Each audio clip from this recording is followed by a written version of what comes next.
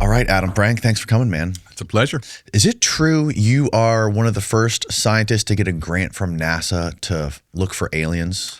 Look for, not for aliens, but for intelligent civilization, signs of intelligent life. Signs of intelligent life. Yeah, because there's the whole history of SETI, right? So SETI, the search for extraterrestrial intelligence, is old, right? It goes back to the 1960s, really, was first searches were done then. It was always marginalized, right? There were scientists who were doing it, but it was never very well funded. So we can talk about things like the Fermi paradox, why there is no Fermi paradox, but we can get to that. But just that SETI was never really well funded. And then there was a couple of congressmen in the 80s and 90s who really were like, we're not going to fund this stuff. And they just they basically said to NASA, you can't fund any of this. Like, if you'll just get burned if you do. By 1995, we discovered our first planet orbiting another star. So that was a big deal. Like, that was when that was the first exoplanet we discovered. Exoplanet 95. So when I was coming up in graduate school in the late 80s, if you asked me if there were any other planets, I'd be like, no, we could. So our solar system could be the only one, right? So 95, we discovered the first exoplanets. So the field of astrobiology, of thinking about life in space, sort of really starts in earnest then. NASA starts putting money into it. But there was always this thing of like, sure, we'll study dumb life, like microbes. We'll go to Mars and we'll look for microbes and stuff, and we can talk about that. But still, if you wanted to look for intelligent life, there was still kind of a bias at NASA. They literally, in some of the language, like, oh, you want to apply for a grant? Not. You can look for life, but don't look for intelligent life. And then there was this famous meeting in 2018 where somebody in Congress said, oh, we need $10 million. NASA should have $10 million program for techno-signatures, which is the new word for SETI, searching for signatures of technology. Interesting. And that was when sort of like NASA was like, oh, okay. So they brought a bunch of us together, people who were kind of interested in it. It was an amazing 3-day meeting.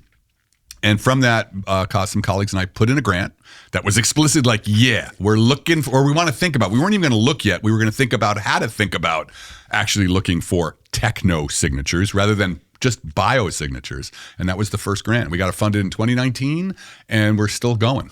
Well, that's interesting. And they said that in 2018, because wasn't it 2017 that the New York Times came out with that article about the UFOs? Yeah, but these were pretty disconnected. Like, this was, the UAP the UAP stuff and the techno-signature stuff are very disconnected. Okay. And so we can talk about that, right? The techno-signatures are using telescopes, right? Using like high-powered telescopes to look at other planets, or especially when we're doing techno-signatures. Biosignatures, we'll do biosignatures in the solar system, right? We'll look for biosignatures by going to Mars, looking on the ocean moons of the big planets. We don't really think there's techno-signatures in the solar system, but for people who are in our solar system, but there's people, and I'm one of them. We've done some work on this, and I can tell you about it. But in general, the UFO and UAP stuff is very disconnected from the techno-signature work, and I can tell you in general why. One could ask how one could look at UAPs and UFOs scientifically. But in general, the data, and I'm sure we're going to get into this, is just not even close to there's nothing to do scientifically in general with the data that we have. Sure, that makes sense. It's just it's an interesting coincidence. I think the coincidence goes back actually in the other way. So what is happening, so in 1995, we discover our first planet orbiting another star, which was a huge revolution, right? Because we just didn't know whether or not, this question about whether or not there are other planets orbiting other stars goes back to the Greeks, right? You can see Aristotle and Democritus beating each other up over it. So it's an ancient question.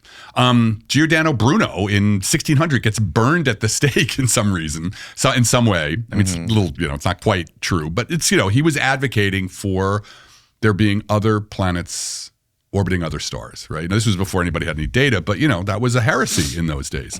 So this is an old question. So 1995, we discover proof positive that there's another planet orbiting another star. Slowly then, 1995, 96, we start accumulating data about other, we start building a census of other planets. By 2005, we're getting the data that like every star has planets orbiting it, right?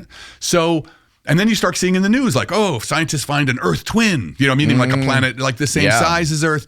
So like all of this data about other planets is coming out, which is far away, light years away. And I think it kind of was the other way around. People were, people were getting used to hearing about other planets, that they exist. Some of them may be Earth-like. And I think that set the stage in some sense for UFOs and UAPs to become a little bit more acceptable to be talked about. People were thinking about life in the universe in a way that they hadn't in, 1990. Sure. Now, one of your biggest theories is this silurian hypothesis, right? And this is the idea that human beings weren't the first industrial civilization. Well, I wouldn't put it that way, what we did in the paper. Right. So we asked the question. Right. So that the Silurian hypothesis was a paper that I wrote with Gavin Schmidt, who's the head of the Goddard Institute for Space Studies, which is a big climate facility in New York City. And what we were asking in that paper was, how would you know? How would you know whether or not? Could you tell if there was a technological civilization, 100 million years ago? The dinosaurs got wiped out 65 million years ago. How could you tell whether or not the dinosaurs had it, like there were dinosaur cities? So we weren't saying there were. In general, I don't think there's any, in general, I would be very skeptical if anybody told me there was a civilization before. But, the cool thing about this question was, and this is pure science, how could you tell? Right. What evidence would there be? Right. And there's no toasters in the desert. Right. And so this whole paper came about because I had gone down to New York to meet with Gavin, who I knew, and I was writing papers on what I called the astrobiology of the Anthropocene, which meant, the Earth's climate is changing, and I'm sure there's people right now, as soon as I said that, are like typing away, oh my God, he's one of these, And so if we should get into the controversial topic. Yeah, which it shouldn't be, right? Because there's, there's the reason, let's put, as what they say, put a pin in it and come back to it. But this was my thing, our understanding of climate change comes from our understanding of planets, right? Planets have climate. That's what's just basically the average weather patterns. And we've been studying climate for long enough that we have a deep understanding of how life and planets and climate fit together. We have 4.2 billion years of Earth's history to read off how planets and climate. So my hypothesis, there's a hypothesis that comes before the Silurian hypothesis. My hypothesis is like, you know what? Climate change is just something that any technological civilization goes through. It's kind of like you should expect it, right? So the idea being that if you are building a, powerful civilization that harvests energy from the planet, which is what we're doing, and we're harvesting it from fossil fuels from previous, that you're going to have an impact, right? The planets, you can't use all that much energy and not have it affect the planet. So I was saying, like, any technological civilization that reaches a certain level of sophistication is going to push back on their planet. They're going to go through a period of climate change. So that was the idea I came to Gavin with. And I wanted hey man, you're a climate scientist. Let's talk about this crazy idea that alien civilizations would trigger climate change. And I started to describe this to him. And before I could even get two sentences out of my mouth, I said to him, because we know there's been no technological civilizations on Earth beforehand, because I was going to go into this whole thing about alien civilizations. And he was like, how do you know that? And I was like, ah. And so he out-weirded me. I thought I was coming in with the weirdest idea ever. And he out-weirded me in 5 minutes. I love when that happens. Because he wasn't saying that there were technological civilizations. He was just saying, and then this is what's the beauty and power of science. There's the question. How would you know? Everybody can have an opinion. Opinions are, what is it like? Opinions are like assholes. Everybody's got one. Nobody thinks theirs stinks. Opinions are a dime and a dozen. But science is about finding a way to get a handle on answering the question, right? So his question was, how would you know? Forget about the debates about Atlantis and everything. How would you know? Especially once you go back because his point was, once you go back more than, say, about 2 million years, the Earth's surface has mainly resurfaced. The Earth's surface, it's not it's regenerated. It's regenerated because of plate tectonics, right? Yeah. The Earth's surface, the continental plates are constantly being dragged down into the deeper layers of the Earth where they melt, and then new continental plates or new Earth surface is born in the mid-ocean ridges, right? So that means it's kind of like a conveyor belt. The continents are constantly getting dragged down, like at the California, Hawaii, not Hawaii. Japan, that's where there's all the earthquakes and volcanoes are. And then new land comes up.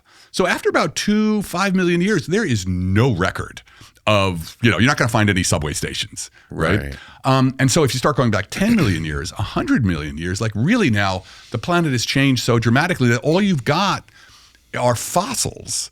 And in general, the fossil record sucks, right? Most things do not get fossilized, right? Okay. So like our fossil record, it's great. We've been able to use it to, talk about dinosaurs and everything, but like some giant fraction of all the living things out there did not get fossilized.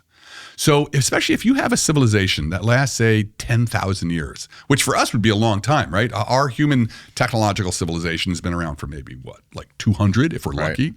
What Gavin wanted to ask was, if there was like a dinosaur civilization that lasted 10,000 years, nothing's going to get fossilized. It's just too short, The odds of, every year, you have odds, there's some odds of some of your stuff getting fossilized. And it's pretty low, right? So if you only last for 10,000 years, that's not long enough to have lots of fossils from, whatever kind of species you are. Right. So what it means is that there would be no record of no fossil record of a civilization that lasted 10,000 years. So it means it's like we're blind. That lasted 10,000 or less. Or less, yeah. Right, 10,000, it could be 100,000. It's very, nobody's How long would it have to last to have a good amount of fossils? Millions of years, right? In general, the dinosaur species we're talking about species that were around for 1 million or more years.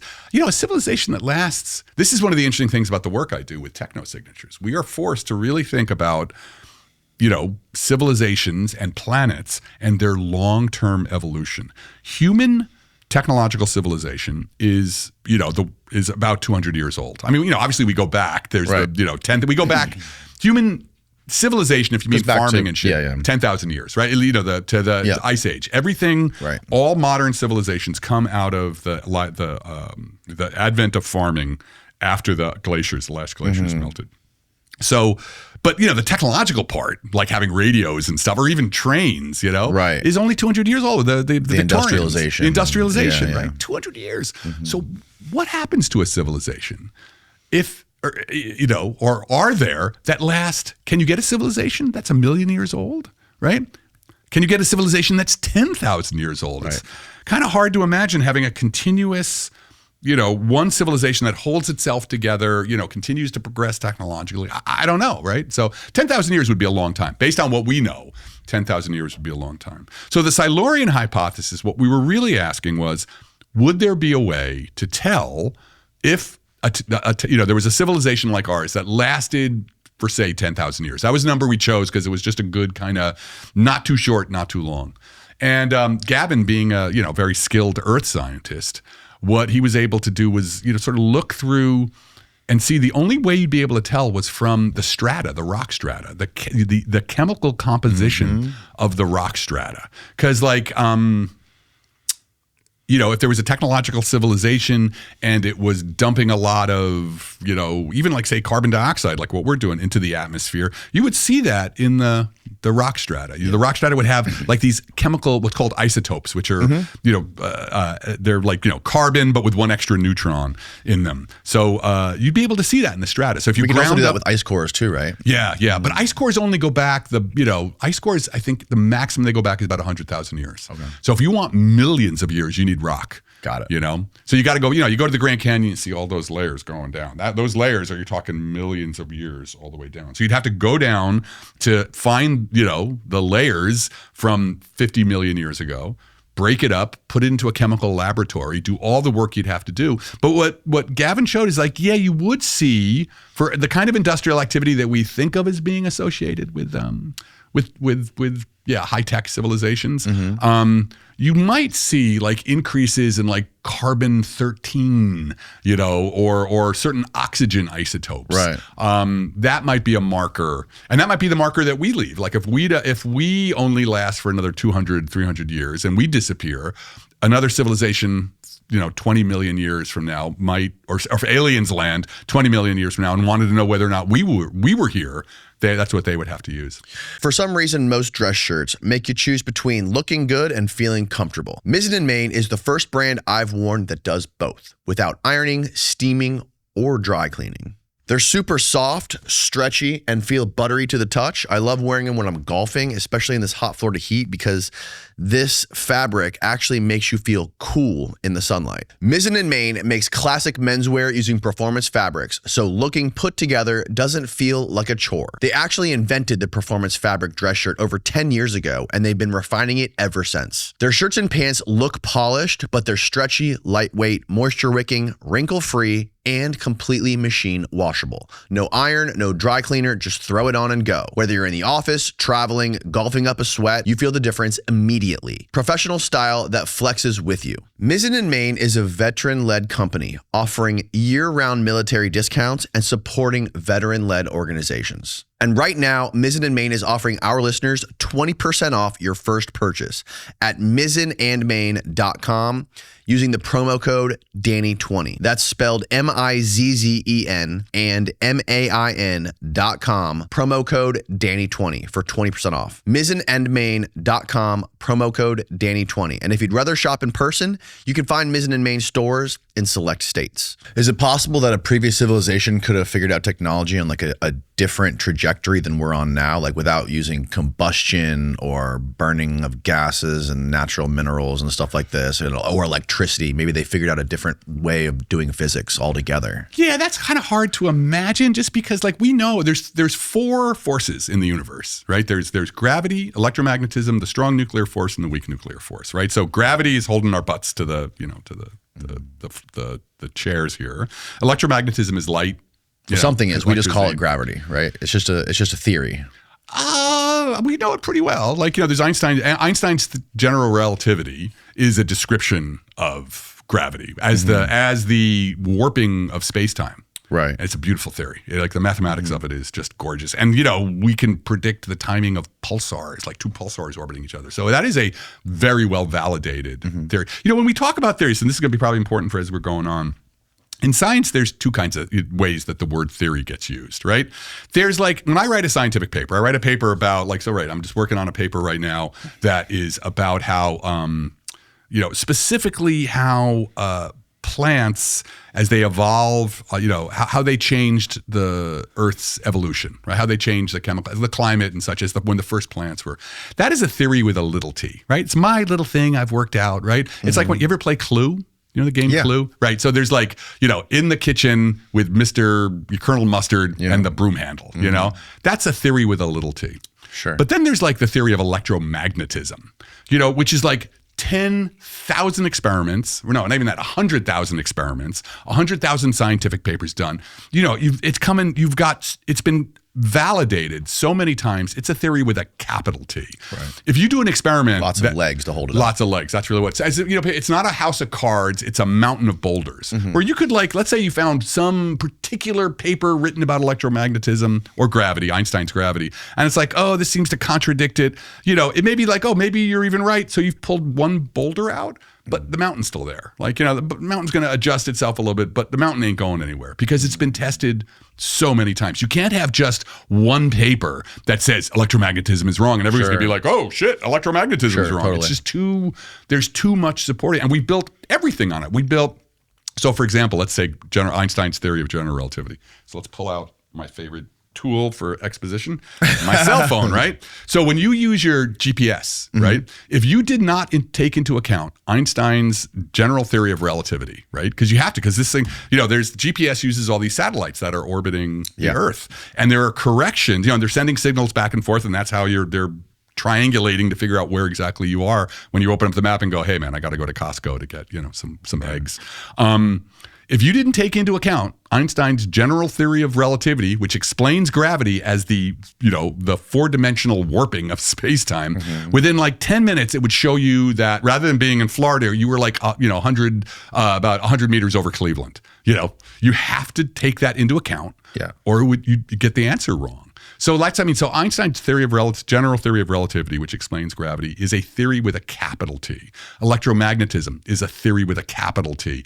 Evolution is a theory with a capital T. You know, you're going to have to do a lot of work to dislodge it. Totally. Yeah. So getting back to what we're saying, there's 4 forces that we know of. What I was getting at, though, I didn't necessarily mean like a whole new physical universe. I meant like a different way or a different form of technology to manipulate it, like a different way to manipulate gravity without rocket propulsion or something like that. Right. Yeah, and there are ideas along those lines. You require it's not clear that it would work. It would require black holes worth of energy to be able to do something like it. But I get your point, right? So could they have some other kinds of technologies? Maybe different elements they brought from somewhere else, or who knows? Yeah, well, elements, all this, what other elements? We know all the elements that there are, right? Because, have you ever heard of Townsend Brown? No. So Townsend Brown came up with the Biefeld-Brown effect. It's the Biefeld-Brown effect. And Townsend Brown was a physicist that was working during the Cold War, pull up Townsend Brown. He was working with the government, the military, even the CIA, and he was working with all of the top physicists during that time. And he came up with this theory called the Biefeld-Brown effect, which was pull it up so we can. I'm not Jesse Michaels. I can't regurgitate this off the top of my head. So the Biefeld-Brown effect is electromagnetic phenomenon discovered in the 20s. Okay, way earlier, where the high voltage asymmetrical capacitor produces a net directional thrust towards smaller electrodes, often linked to electrogravitics or lifters. The force is generally understood in modern physics to be caused by ion wind, rather than gravity manipulation. So this is something that he was on the leading edge of, and this was a crazy discovery back then. And then he got really wrapped up in the military and stuff, and all this stuff kind of went dark. And but this technology is still used for things like those stealth bomber planes, what they use on the edge of them. Yeah, maybe on the. Let me just say, so I'm going to give you my. So I don't know about the Biefeld. Google Townsend Brown, right? Too. But we probably go to. So I'm going to give you my. This is where we'll start something as a working astrophysicist, as a working physicist. The town.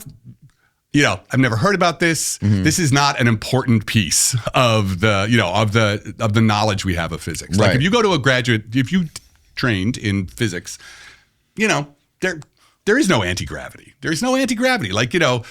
There's and the idea that he worked with the top physicists. No, he didn't. I can tell you who the top physicists were in gravity. Kip Thorne, right? Kip Thorne is the guy who took Einstein's theory and progressed it. He was the guy who really who worked on black holes, understood black holes, understood wormholes, gave us he was the first one. And, what about the Whittons?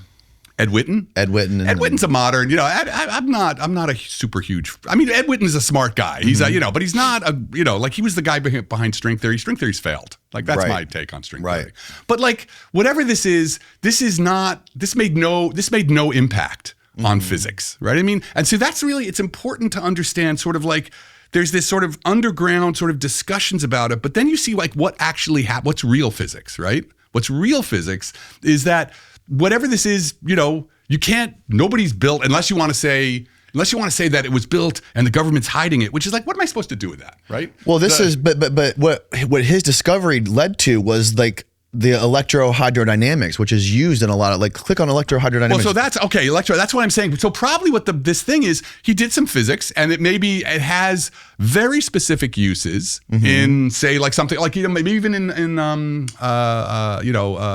thrusters. So I don't know. This is a very detailed sort of thing. But the idea that this was some kind of huge revelation of cutting edge physics that nobody had ever heard, which transformed the field. No, that didn't happen. Right? That just didn't happen. So this was it sounds like, and I'd have to read through it. It sounds like he, discovered something that had great engineering possibilities for very specific things. But was it anti-gravity? No, we don't know of any kind of anti-gravity. We don't know that, right. And what's really cool? You want to know why there's no anti-gravity? Is because, and this was something Einstein worked out. Sometimes you think when you go through what Einstein did and you see the genius his ability to see what nobody else could see.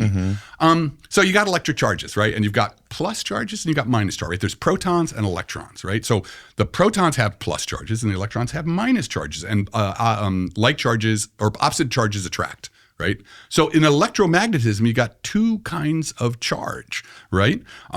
In gravity, you don't. Gravity, you can think of mass, you can think of it as being charge, but there's only one kind of charge, and it always attracts. And because of that, there's no way to shield. Like in electromagnetic fields, if I have like a ball of protons, right, which has a very strong electric field, right? Everything is the electric field is all pointing to the protons. If I want, I can build like a shell around it and put electrons around it. We have the opposite charge, and it'll shield. Now you won't see the protons in there, so you can shield the electric charge. You can make the electric field go away. There's no way to do that in gravity because gravity only has one kind of charge. So it's this deep reason about the structure of reality, right? That leads you to the fact that there's no way to shield yourself against gravity. So there is no anti-gravity. I wish there was. Maybe in the future there will be. But for right now to say that like somebody came up with a theory of anti-gravity would be like all the physics that all the physicists know that get taught in graduate school, like, no, that there's something they don't know. And it's like, well, why are these top guys, why don't they know it? And then you got to go into like, oh, it's being hidden by the military. And then that just leads you down this, this path where like, okay, anything's true. I can levitate right now, but I can't show you because the military won't let me. Well, it's unfortunate because the military is very obviously interested in that weird shit and like the levitation. And so I had a guy in here, Jeffrey Kreipel, who's a professor of religion. And he said he was contacted by people at JPL to come to some intellectual salon to tell them about ancient stories of levitation because this rocket propulsion company is interested in it. Like, what? I mean, that's real shit. I'm super skeptical because, like, I work with JPL. I would love to talk to the guy and then find out really who did you talk to, because that's what so much happens. What I see with kind of like the conspiracy theory stuff. Some guy comes up and he says something, and I'm like, wait a minute. Okay, sit down with a bunch of experts. Well, do you know the founder of JPL was best friends with the guy who created this company? Or not this company, this religion, Scientology? Yeah.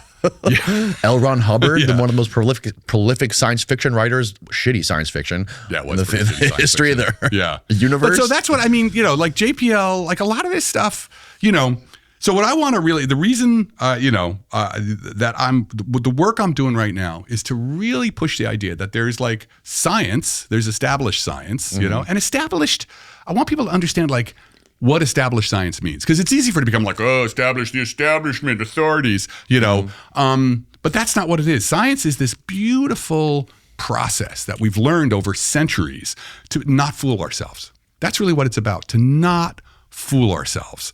And the way in which science collectively, because science is just a bunch of fallible human beings. Yeah. The way we've established how to do that is through painstaking work, And so when I talk about like established science, what I mean is like the work that the community of researchers, thousands of people working together for endless hours, what that community has figured out, Whereas like the stuff that's like supposedly on the side or the fringe science and everything, there's a reason why it's called fringe science is because it's actually, you can't build anything with it. You're not going to build you're not going to build a space shuttle with it. You're not going to build a cell phone with it. Right. Because it requires this, and it's so beautiful that the message I really have for people is like, you don't need fringe science to like freak out about how beautiful the world is, right? Have somebody on who can explain photosynthesis to you. It's crazy what nature developed about, and then you can go outside and every leaf that you see is a miracle, and then suddenly the whole world becomes this like luminous, transparent, extraordinary event. And that's what real science is about. And it requires endless work, endless transparency, right? That, the stuff we know it because it's been thousands of people not working in the dark for some military thing, but working to, transparently together. That's over 400 years, we've built an understanding of gravity as a four-dimensional space-time, how we built an understanding of quantum mechanics with all of its weirdness, which leads to, miracle devices like this. So, I am an evangelist of science in many ways. But the science I'm talking about is the stuff that like, you got to put the 10,000 hours into with you and all your buddies transparently, that's what we know. And that's the beauty. The other stuff is just, it's kind of high, it's entertaining, but it's not true, Well, yeah. I mean, I think there's like, when you say what real science, I think there's like this weird dichotomy between like fringe and academic, right? Where there's like some people who are on the academic side, they don't want to touch the fringe stuff. It's like you're in this weird cult, right? And then you have those people who like the crazy cultist people are like anti everything that's like academic or mainstream science. The reality is like you can embrace all of it, right? And if you're a rational, reasonable human being, you can, figure out, where to take stuff and where to leave stuff behind, and kind of like see the forest through the trees and have like a moderate kind of like 30,000 foot view of it. Because, what science, the most amazing thing about science, right? It was this slow, and I've, written about this in a few different times, because like through my writing, I ended up kind of as a historian of science. And it's really fascinating to watch how going from the 1400s to the 1600s, how this process, like human beings were always scientists in a way, like every hunter-gatherer knows stuff about the world through empirical, like, poke this, I ate that plant, I got sick, I ate that plant, I got better, right? I got high. Yeah, I got exactly right. And that plant, that was awesome. But what happened in the 1600s was this codification of the scientific process, which really, what science really is a way to have a dialogue with nature that, you push nature and it pushes back. Right. And then you learn how to do this, and it requires a whole community. It can't just be like one dude. It is like for every Einstein, there's 10,000 other men and women in laboratories, doing the slow, steady, painful work that builds you up to it. So, and one of the things we learned over those 4 centuries was how to carry out experiments, again, transparently, so that you would not be fooled. You would not, because that's what science is about. We, human beings, are kind of like designed to fool ourselves, and in many ways it made evolutionary sense, right? If there's, is that a tiger in the bushes, or is that just the bushes? Even memory too, right? Like we only take forward in memory. Like our memories can be skewed very quickly from things that happen. Like because our brain is designed to take away the stuff that's useful for us to get through the day in the future. Right. It's filtering. Right. It's always filtering. So the whole thing about science was trying to find this public. It's got to be public knowledge. That's the important thing about science, because there's public knowledge and there's private knowledge. I love my wife. Can I prove to you that I love my wife? Right. No. Right. There's and there's all. Can you prove love is real? Right. How do you measure love? Exactly. And that's why, I'm a Zen Buddhist. Like I have a spiritual practice. I don't think science is amenable to the things that, you gain in spiritual practice. So, but science is about public knowledge, right? So those things that can be investigated publicly, which is this method. And so that's the problem with the fringe science, is that often it's like there's no way to investigate it publicly, or it has been, and it doesn't work out, and people still hold on to it no matter what. There's I see this with the UFO and UAP stuff, right? Mm-hmm. So I am all for public, transparent investigations of UFO and UAPs, right? I have never seen any evidence that even comes close to the standards that I'm going to be held to. If I say I've discovered, alien life on another planet, I'm going to be held to very high standards. Yeah. I've never seen anything from UFOs and UAPs that lives up to that. But okay, let's go do the work to, so you need that level of accuracy, that level of acuity, that level of rigor, that level for it to be scientific knowledge. If not, it's just, it's opinion. That's where I was going. I got lost. With the UAP stuff, there's people who no amount of evidence, no amount of contra evidence will ever convince them that UFOs are not aliens. Like, because it's a faith, it's a belief, which if that's what it is, okay, dude, that's what it is. Like, that's fine. But don't don't say it's scientific, because science is about, I'm going to make a claim, right? And here's how I'm going to validate that claim. Mm-hmm. And like I said, not all claims are amenable to science. I love my wife. That is not amenable to science, right? I have a profound sense of connectedness with the world, when I do contemplative practice. That's not really amenable to science. You can hook my brain up and everything and watch the but that's, but when it comes to like things like anti-gravity, That falls into the science part. And there is nothing. I can say this as somebody who knows Einstein's theory of gravity, studies the universe, cosmology and everything. There is no valid theory of anti-gravity. Mm-hmm. No one talks about it, but we all know it exists. Toxins are everywhere. In the air, water, plastics, your food packaging, cleaning products, etc. Even in all the stuff that's marketed as healthy. And it's not just one big exposure you should be worried about. It's the daily buildup. And that's why I pay attention to glutathione, specifically rose liposomal glutathione. Glutathione is your body's master antioxidant, but stress, poor sleep, alcohol, processed food, and environmental toxins burn through it fast.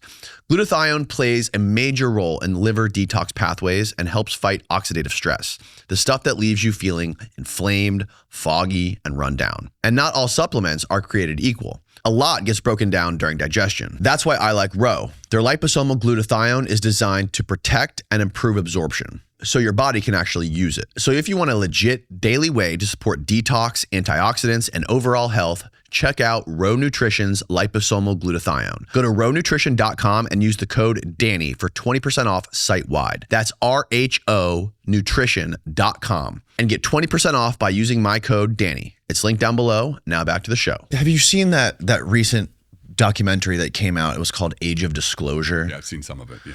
So they got like all of the highest level military generals, people in Congress, whistleblowers from government agencies,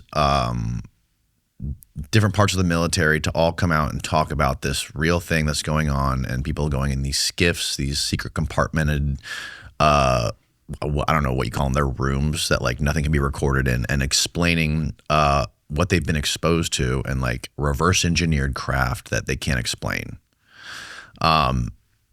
And so if you have all these people that are running this country and in charge of us saying this is real, what do you make of that? Yeah, so this has always been this way, like going back to this. So one of the things for my last book, for the Little Book of Aliens, I did my research on the history of UFOs. And you can find those claims going all the way back to like, I think it was 1955, the first study, the first Air Force study of UFOs. The first wave of UFO sightings happens in 1947, right? And then by the early 50s, what? It was Roswell. No. Roswell came later. Roswell actually was 47. Roswell was 47, but it was months after the first wave. The first wave was, I've forgotten the guy's name now. He was flying over it was a pilot flying. Corso?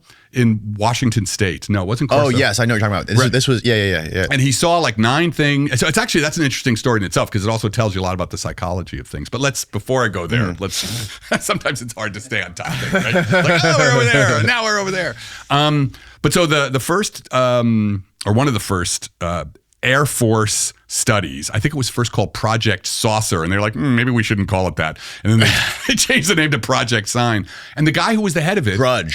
Grudge, I think, even came later. Okay. Oh, wait, no, you're right. Grudge. Okay. I thought that was a weird thing, too. Like, who comes up with these names? Project Grudge. But the guy who, the Air Force, major who was in charge of it, he retires, and then he writes a book, first one of these books, claiming, this secret government report that said, and this was interesting, right? Said it was interplanetary, right? Because in those days, we didn't really know much about it. So, it's interplanetary. Now nobody would claim interplanetary, because we know the solar system is empty, right? There's no planets in the solar system that can harbor life other than Earth. Right. But anyway, the important thing is he claimed there was, I think it was called the Report of the Situation or something. That was the name of this secret report. Nobody's ever found it. Nobody's ever found it, right? People have tried. People, the Black Vault people never found. And that has been sort of the story for every guy. That age of disclosure thing kind of pisses me off, right? Really? Yeah, because, you get people standing up making claims, but they never show anything. It's like, I know a guy who knows a guy who knows a guy who saw something. It's like, okay, show me the saucer. Can't do that. And so this has been. So you look at like Sean Kirkpatrick, who was the head of the AA, right? He, from his perspective, it's been this mutual circularity, because for every kind of a circular conversation going back to the 50s, there were two kinds of people in the military. The ones who thought the UFO thing was aliens and the ones who thought the UFO thing was ridiculous, right? And there has always been those two groups. For every, like with the Age of Disclosure, that's a problem with these kinds of documentaries. They didn't show the armies of army guys and the armies of intelligence people who were like, no, this is crap. So what, because there's no actual data. It's always guys who claim they saw something, or most of all, they don't claim they saw it. They claim they know somebody who says they know somebody who saw it. And at what point, as a scientist, I'm like, come on, man, show me the saucer. Yeah. You know what I mean? Like without the saucer, show me a piece of metal that you can distribute to every lab in the country and we'll analyze it. It's never that. And we're going now into like the fourth year of these congressional hearings and we still don't have any actual evidence. It's just people talking. And like, can I stand up at a congressional hearing saying, hey, you know, I've got a theory of quantum gravity, which is like, that's the most important thing in physics, to have a theory of quantum gravity, but I can't show it to you. You know, should everybody say like, hey, Adam Frank invented the theory of gravity, right? It's like, no, I didn't, because I can't show it to you. So I am not impressed. I mean, I'm all for the disclosure. If it's true, more hearings, let's actually get to the bottom of it. I'm all for it. But everything I see and the way it gets hyped, it's frustrating for me. It's very frustrating. It's very frustrating for me because I believe that this stuff's real. But all of the public evidence it's compelling depending on how generous you want to be to yourself. But you're right. In a objective scientific setting, you can't definitively say that any of those videos or any of that testimony proves shit. Right. Which frustrates me. Frustrates the hell out of me. It's like, so you're right. Your belief. I mean, because like I said, I know lots of people who are really interested in UFO and UAPs, like you, who want evidence, would like to know what's going on, and I think that's totally cool, right? But you can't make the mistake from going to there and be saying like, there's already proof, right? There's interesting things that are happening. I believe there is proof. I don't believe anything we've seen publicly is proof. Right. I think it exists. And, I also think it's hard for me to discredit people that are like some of these ex-Air Force guys that were in charge of running nuclear bases. These guys are like top of the top of the top when it comes to being psychologically sound individuals, right? They get tested for this all the time because their job is to protect the button that launches the nukes, right? You'd like them to be kind of stable. That would be a good idea. These are the same guys that are saying they're seeing this stuff. And there's just too many cases and then also like the fighter pilots, like the Tic Tac pilots, say that. But the Tic Tac, but that stuff got taken away. Like those Tic Tac pilots, they say what they saw, and there's no photos of it. The radar they got confiscated by people right after it happened. So there's no proof. Say. We just have these guys saying this, right? Yeah, right. And that's like, so I've interviewed with I think that stuff could have been like secret military stuff that we've been testing. I don't know. Or pure state. So, but let me just step back a little bit on this, because I want people to understand, like, look, my job, one of my jobs as a scientist, because of that grant, is to think about, alien intelligence, other intelligences. So, man, yeah. And do I want them to exist? Yes. Do I hope that we find them when I'm around? Yes. Is it possible that UFOs are? It's possible. I'm going to be hyper skeptical about it because in general, this is the famous Carl Sagan quote. What is it? Extraordinary claims require extraordinary evidence. And I think that's really true, right? So let me tell you an interesting story that's sort of related to that thing. I once talked to Adam Rees, who is the guy, he's a cosmologist, an astronomer, and he was the guy who discovered that found the data that the universe was accelerating, right? After the Big Bang, we know that the universe is expanding. Every galaxy is expanding away from every other galaxy. So early on in the universe was set in motion, expanding, and we have absolute data from this. It's but what he found, what we always thought was that okay, you get the Big Bang, everything starts expanding, but the expansion should actually slow down because you got all these galaxies, all this matter pulling on all the other matter. So things should be. If you could look long enough, you could look far enough back and get a good timeline. Everything should be slowly slowing down. Adam Rees is a graduate student, he's 27 years old, and he's doing. They finally have the data to look really far back in time and do these measurements. And what he finds is it's accelerating. It's not decelerating. It's not slowing down. It's accelerating. It's accelerating. Right. This is like 1997, and so he's just like a 27-year-old dude sitting. He's up at the mountain, sitting on this data. Right. That is absolutely a Nobel Prize, like without doubt, a Nobel Prize. And I said to him, I said, how did you feel when you realized what you had? He said, and this is like really important. He said, I was terrified. Because he knew that he was going to have to take these results. This was all his work. He had planned the observations. He had taken the observations. He had done all the mathematical details to analyze the observations. Like it's hard to like turn what you get from the telescope into like, oh, the universe is accelerating. Yeah. And he knew that he was going to have to sit in front of the smartest guys in the world and women and get grilled. Like they were going to, like these people who know, like they know their work down to the, that final, it's like going into a ring. Sure. You're a young boxer and you're going into a ring with 5 world heavyweight champions, Yeah. And so he was terrified. He like, did I make a mistake? And so he had an extraordinary claim and he needed to have extraordinary evidence, and he was going to have to, the gauntlet of fire he was going to have to run through. So I'm bringing that up to say, like, if you have an extraordinary claim, UFOs are aliens, right? First of all, you need evidence of the highest quality, right? Just like if I and my colleagues said, oh my God, we found, we're looking at telescope images of, Kepler 34b, some planet. And we're like, oh my God, there's city lights there, right? Right. I know I am going to expect to have I'm going to get a new one ripped. All my colleagues, even my friends, are going to come after me with knives, as they should. Because if this thing is true, then it is, it'll change the world. Right. So the problem with like a lot of the UFO data, as you said, is that it's just not up to the standards. You can't make a claim like we are being visited by, alien advanced technology with a bunch of fuzzy blob pictures or personal testimony. Because as you said, personal testimony is the worst form of it's the worst form of evidence. There's just nothing you can do with it, right? I mean, so I've talked with some of the pilots and they're great guys. And a lot of times they're just saying like, hey, can you tell me some of the guys who saw the Tic Tac stuff, like Fravor or Graves? Yeah, Graves. I was on Graves' podcast. Great guy, and he just is like, this is what I saw, or this is what I remember I saw, because you were talking about memory, So like, and there's been all kinds of studies that show, especially when you get excited, something's happening, that your memory, you just will not. So there's that famous study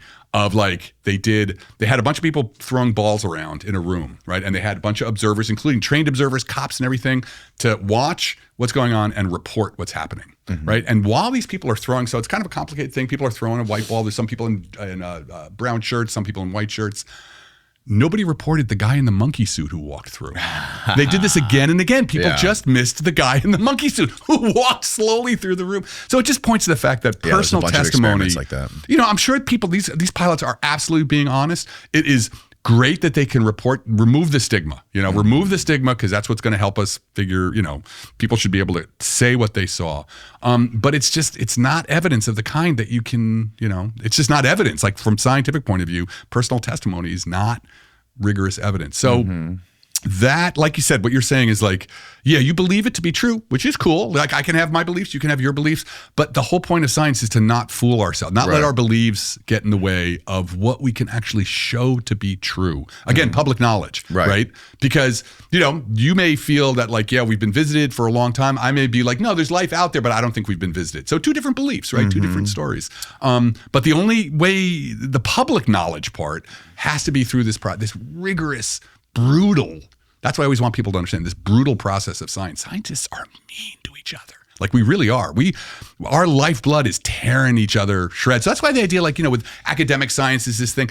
And it's more than academic, because there's the academy, universities, but there's also all the research labs and there's even the industrial lab. Science is this global, diversified thing. Well, the problem with the fringe stuff, there's this blurry line between real science and the fringe, because where it starts to get blurred is with shit like when you're dealing with the United States government and the federal government. Like go back to Operation Paperclip. That's the only reason we went to the fucking moon, is because we went and got a bunch of Nazis and brought them over here and got them to build nukes. Yeah. And then we got the Saturn V, then got to the moon and all that stuff. Yeah, so Wernher von Braun. And that was hidden forever. Yeah. And only until it was declassified did we learn that, there was also MK Ultra. We did mind control shit. That was also using top scientists and chemists and Nazis. Yeah. So like when you want to talk about like fringe and real science, there is a very big overlap with this stuff. Well, that's why, right. So the government, but that's so my feeling about like the government stuff gets really interesting on the one hand. And people like to use that excuse too of like, well, the reason we don't have any evidence for UFOs is because the government fucking whacks all those Exactly. people. And then it becomes this like But circular. it's like, well, I'm sure it's true in some cases, but it's not always true. Right.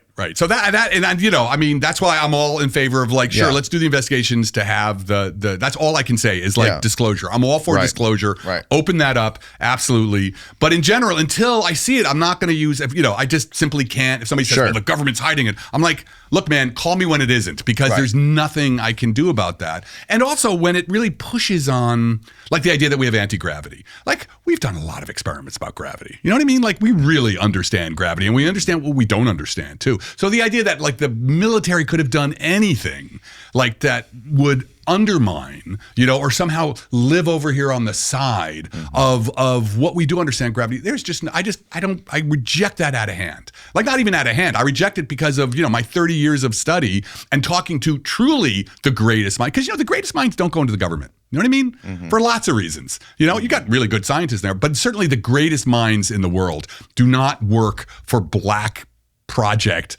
government. Like, why would you? I mean, you're a scientist. You want to understand the fundamental nature of reality. You're going to go talk to the people who are doing that. And you're not going to sequester yourself alone in this, this thing with all of these rules and you can't disclose it. Well, what about like people like Enrico Fermi or even von Braun or John von Neumann? Those people. Those are some of the top minds. And all their work is transparent and out there. And John, they're working for the government. They worked for the government, and then they stopped. But they continued to work they continued to publish academically, right? They were, I love John von Neumann, by the way. People should know more about John von Neumann. I read his papers all the time. He came up with the calculation for the perfect altitude to detonate the nukes over Japan to kill the most people. Yeah, that may be. I don't know that history. But yeah, sure. I mean, all these guys worked for, but I mean, sure, but they built a nuclear bomb. Yeah. They, all those guys at Los Alamos. Not only that, they were fucking testing them forever afterward. Like they were testing them, blowing holes in the atmosphere with nukes. Yeah. So, but that Talking about climate change. No, it's true. I mean, listen, those years, after the Second World War, produced an interaction between science and the government, that there was kind of like a rotating door, right? So John von Neumann, all those, like the Manhattan Project, that's why that movie Oppenheimer is so great, right? So that history is very well known, that all these great scientists came in, but then they left. They all left and went back to their lives as scientists. The greatest minds in science did not stay in black boxes because, there's no, if you're a scientist, that is like, why would you do that? Like, you want to talk with other scientists. You want to talk with this little group of, and all, the best minds, the ones who win the Nobel Prizes, the ones who are really pushing the frontiers, they're all over the place. And you have to have the circulation of ideas. Like, that's why people have this, it's really important to get over like the Einstein bias. Like, one lone genius who like opens up the frontier that nobody else can see. In general, that's not what happens. And in fact, even Einstein required there's a whole string of scientists, Mach and Poincaré. Like Einstein stood on the shoulders of, Newton said, I did what I did because I stood on the shoulders of giants. Same thing for Einstein. Einstein couldn't do it alone. He actually needed Riemann and all these other people, Hermann Weyl. So this idea that you could have like a small group of scientists in some dark government lab devise a theory that is, light years ahead of what anybody else on the planet is thinking is just, that's not how science works. That is just, you have to have the interaction, the kind of large scale interaction for ideas to mature, for ideas to germinate and then, mature. Mm-hmm.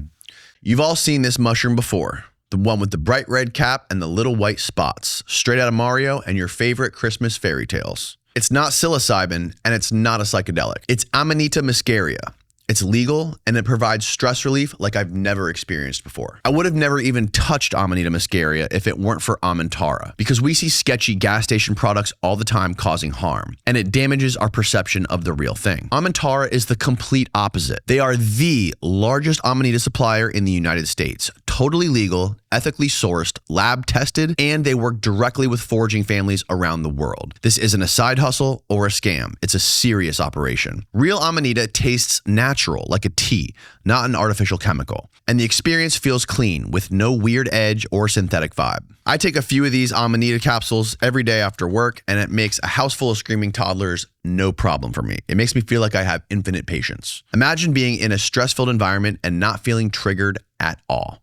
That's what Amanita does for me. If you're curious about Amanita, don't grab something random off the gas station counter. Use the legitimate and trusted professionals. Amantar's 500 milligram capsules and gummies are consistent and beginner friendly. 2 to 3 capsules is a great starting point. Check out the gentle, relaxing effects of Amanita muscaria. Go to amantara.com/go/DJ and use the code DJ22 for 22% off your first order. Again, that's AMENTARA.com/go/DJ. And use the code DJ22 for 22% off your first order. I recently had a NASA physicist. He was contracted by NASA, and he was a physicist who is he's now working on a project to search for UFOs and stuff in our atmosphere. And he is, and I think I would agree with him, under the belief, like, if these things are something that's real, it's most likely that this is their home. They didn't come from some exoplanet or something like this. And that's kind of like a growing school of thought that anthropologists believe that if super intelligent life evolved somewhere else, so let's say, like, I had one guy explain to me, out of all the catalog species of animals on the planet Earth, there's like 2 million, over 2 million, and 20 of them are hominids, and one of the 20 are the ones that could figure out technology to escape the planet. So we're like 0.001% of living species on this Earth that's teeming with life. Right. So of all the other planets that we know that are in Goldilocks zones that are able to have life, a lot of them are water worlds. A lot of them have way different temperatures, different chemicals in the water, whatever it is. Maybe some of them experience more cosmic impacts. But like what this anthropologist was explaining to me was that, like, the chances of them evolving to be bipedal hominids that walk upright with their eyes sitting directly below their brains and all that stuff is like almost zero. Yeah. I am in full agreement with him on that. Because, so that's a really interesting idea. So there's all this stuff about the grays. That's the other thing. It's like, oh, the grays. And they're, they look like little people with slightly misshapen. I mean, that is not the way evolution works. So the cool thing about evolution, I talked about this in the book, because I had to go. I'm an astrobiologist, but more on the astro side. So I've had to learn a lot about evolution. There's 2 forces in evolution. There is, and they're interesting because they play off each other. On the one hand, there is convergence, right? That evolution presents life, or a planet will present evolving life forms with a bunch of problems, right? If you have solid land and then gas, like, air, that you got to figure out how to go get food, right? So, how are you going to do that? Well, wheels, or legs, jointed sticks, right? So, and if, if the air's thick enough, you could fly. So wings, right? So probably evolution on another planet would come up with similar solutions like jointed sticks, i.e. legs. But there's so that's what we call convergence. That, evolution, there's only, because of physics and chemistry, there's only certain solutions to the problems of go get food. Okay. Right? So that's convergence. On the other side, though, is contingency, which is, random stuff like accidents, basically. And that is also a hugely powerful force in evolution. So say you're starting to evolve something that has, jointed sticks the way our legs are, like the way our knees are, right? With that, the way the knees work, right? And then, there's a drought, and all the creatures that, had that mutation that started with our kind of legs, they all wipe out, right? When the other species or the next species comes up and solves the problem, there's no guarantee. In fact, it's probably unlikely that you'll do the exact same solution. You'll have jointed sticks, but maybe they'll be jointed in the other way, the way birds' legs are. Or you'll have 6 joints, or you'll end up with 5. Jointed the other way. That'd be freaky. Goddamn. Yeah, right, with a dog legs or something. Yeah. So, they've done experiments where this is really cool. They took a bunch of microbes, right? And they, microbes have very short time scales for evolution. So they let them evolve for a while. And then they evolved certain characteristics, like, they're bigger than the ones they started with. On average, the cells are bigger. Right. So then they took them and they took half of them and they froze them. right? And just so that these things are not reproducing anymore. They let the other half go on evolving, and then they took the frozen ones out and let them evolve again to watch, like, do we get the same things? These other ones that evolved, we now do it for like 20 years. We see how this one group evolved. Now we're going to take the ones that we froze and let them evolve. Do we get the same things? And the answer was no, because it's all about accidents. Accidents really matter. So the idea that you're going to get something with like a bipedal, shoulders, arms, eyes that look like us, like, it's probably. So if those things are real, and if all those experiences are like, if this is not just lore and myth 100%, it's probably that those things are from here, or maybe even us from a different timeline, like from the future. Well, I would say. Or like say that there's a breakaway civilization living under the ocean or something like that, that we don't see, or in Antarctica, you know? Well, I would be highly skeptical of all those. I would say in general, like my position would be like, they're not true. Do you think it's possible, though, if we continue on our trajectory right now in humanity with technology and everything, that it is possible that we would look like that in 50,000 years? I think in 50,000 years, because our muscles would atrophy. You know, maybe our heads would get bigger, eyes. I don't know. Yeah, but we got two things. We've got genetic engineering.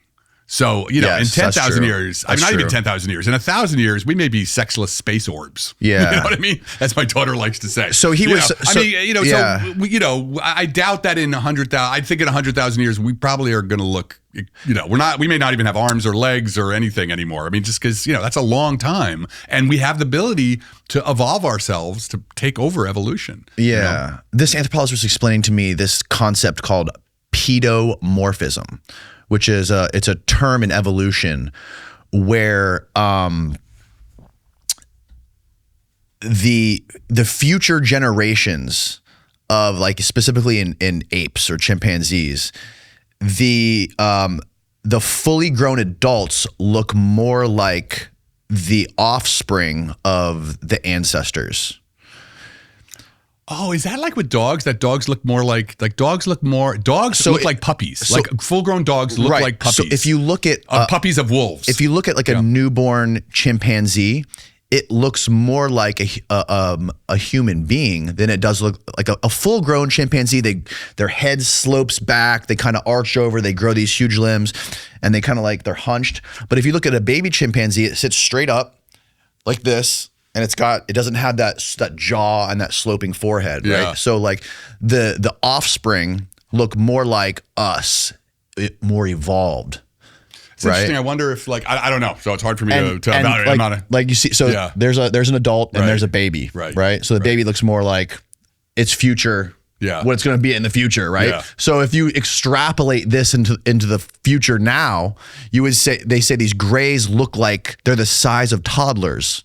They have bigger heads, they're shorter. Yeah. So this was just something he was throwing at the wall. Yeah. No, because again, I think in general, I think the grays, my whole thing with UFOs and UAPs is like, there's just, as a scientist and as a science fiction fan, I also there's so much about it that I'm like, get out of here. Like, for example, let's put this, right? UFOs, right? They always they're from a super advanced civilization. They don't want us to know that we're here. Okay, turn off the fucking lights. Right? It's like, I saw lights in the sky. Like, the whole, unless you want to write a really complicated science fiction story, well, they don't want us to know, but they do want us to know. In general, like, these things, they're always they're trying to hide from us because they don't just sit around and be like, yo, what's up? We're from outer space. So they're trying to not be seen, but they suck at it, And I'm like, come on. Like, the problem with all the UFO stuff, it ends up being this highly elaborate science fiction story. And my thing is, if it sounds like a science fiction story, it is a science fiction story. So my whole thing with what I call the high beam argument, which is like, look, if they really don't want to be discovered, turn off the lights, Well, why do they have lights on their things if they don't want to be known? Well, maybe they only want to use them when they don't care about being seen, right? Because if you look at the big picture, they're pretty damn good at hiding. There's only anecdotal stories of this worldwide. But exactly. So why, if they're pretty good at hiding, they should be really good at hiding. So it just doesn't, totally good at hiding. They have advanced technology that can travel either backwards in time or, across, because we really have to get to how interstellar distances, it is not, from my point of view, it is entirely possible that, interstellar distances may really not be travelable in the, in a, actually even in like an economic sense. Right. Right. Totally. Because, so you have time dilation and things that's like right. Yeah. And it's just, so like, the nearest star to us is 4 light years away. Right. So that is like, I forget, tens of trillions of miles. I may have that wrong. That's a long way away. But it's so long. Okay. So let's, if we were to be able to travel the speed of light, it would take 4 years. 4 years. And we're not even close. Not even close. The fastest thing we've ever produced would take like 100,000 years to get there.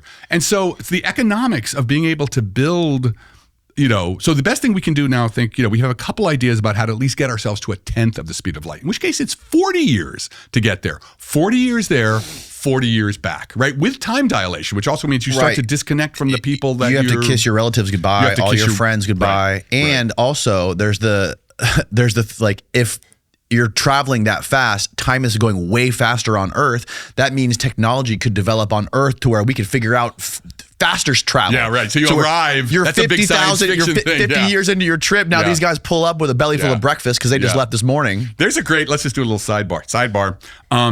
Because we were talking about video games before. So there's a video game coming called Exodus, which takes, and now there's a novel that's associated. Everybody's really excited about this video game. It's the Mass Effect. It's supposed to be the spiritual successor to Mass Effect. It's a great space video game. But there's also, they hired Peter Hamilton, who's a good science fiction novelist, to sort of fill out the lore. So I'm sorry to go off on this thing, but it's just a great story because it's related to this. So the idea is, Earth's falling apart, usual thing.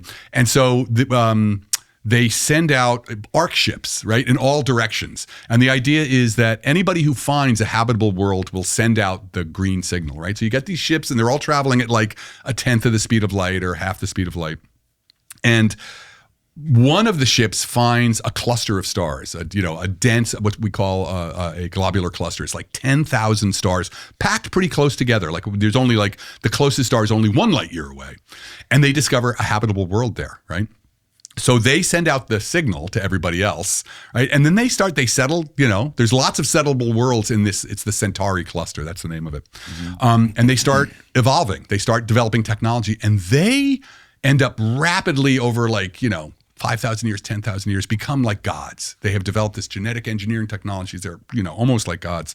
Meanwhile, all of the other ships, have turned around and are heading back. So it's such a great story. These human beings, these regular human beings on their ships are arriving in the Centauri cluster to find it's full of our, not ancestors, our progenitors, or what's the word for descendants? Who are now, descendants, right? Who are now so radically evolved that we're monkeys to them, or we're ants to them. And it's a great story that sort of takes place. It does 2 interesting things. One, it uses the fact that a globular cluster of stars will be so close that 1 year, it's just a 1 year travel time back and forth. And so if you can travel at close to the speed of light, you get time dilation, but it's not crazy. So you leave and you come back and it's 8 years later. It's only like a few months for you, but it's 8 years later for the people you left. And then 2, it just does this idea of our descendants will be so crazily different that they're not even recognizable anymore. So anyway, I just want to put in that I'm very excited about Exodus as a game. Yeah. And I think we're maybe a year away from it. But then also I recommend the Peter Hamilton novels. Oh, interesting. So, yeah. Yeah, well, sorry, I just had to go off on that. No, that's fascinating. I'm more scared of the reality of arc raiders becoming reality. That's right. Yeah, that's right. We were talking about arc raiders before. I'm sure we got some people in the audience. Dystopian planet that's ruled by killer drones. Yeah.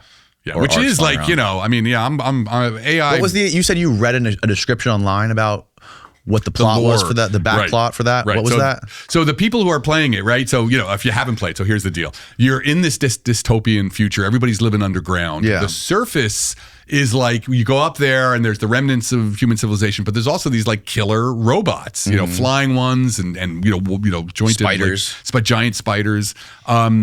And so you learn they'll give you a piece of the lore when you first start, and it's the idea that there was an environmental catastrophe, climate went crazy, but then people sort of we don't even know how the time scales. 1,000 years later, people started to rebuild civilization. So there was a period of the greening or whatever, I forgot what they called it, and civilization started to come back, and then suddenly these arcs arrived, and the arcs is just the name they give to these from space, these killer drone robots. And then there was the first wave where we actually won. The human beings we won in the, and then we started to repopulate the surface again. And now the game takes place, the second wave of arcs, which are much smarter, has arrived. And so it's, we don't really, in the game so far, you don't really know what happened. Where are these arcs coming from? Right. Who built the arcs? Who built the arcs? And in the story, it becomes clear because if you fight in some of the different landscapes, like one of the landscapes is a spaceport. It's sort of, spaceport that's been abandoned for, 1,000 years. And the idea is that the rich left. The rich, like a breakaway. They could leave, right? The Elon Musks of the world built their space stations or whatever. You don't know where they went. It's clear that Musk and Bezos. Yeah, build their space and they leave. And it's not clear. I'm not sure if this is going to be true, but like these arcs, maybe they want Earth back. And so they're trying to clean out all the descendants. Shit. Yeah. So, or all the people left over. So I don't know. We'll see whether or not that's true. But the AI is a danger. Not in some of the ways that I think I'm not really worried about like super intelligence. I'm not even sure that's possible. But just definitely having these technologies shoved down our throats, which I think are imperfect. That's the problem. They're amazing technologies, but they're not what they claim to be, which means if we build society around them, there's huge dangers in like having it run the world economy or. Yeah, it's most disheartening that to me that like this technology seems to be going towards things that are just built to distract us and built into like just this consumerism religion. Exactly. Right. And it's so. And again, like I said, the AI that we have now is what's called large language models. The term is generative AI, and what we have are these large language models. And the way they are built is they are you have to take a huge amount of data from the internet. You basically scrape the internet, and it really all it is on some level. I mean, I want to give it its due, but really it's autocomplete. Of course, but autocomplete on steroids, as they say. So, you type in a bunch of stuff and you ask it a question and it seems to answer it, but there's nobody in there. There's nobody in there. The AI doesn't know anything. It's just literally, putting the words together for, it's putting the next word after the, statistically that should follow from the word you just put in. Mm-hmm. And because of that, because it doesn't know anything, there's no way to get rid of what they call hallucinations. Right.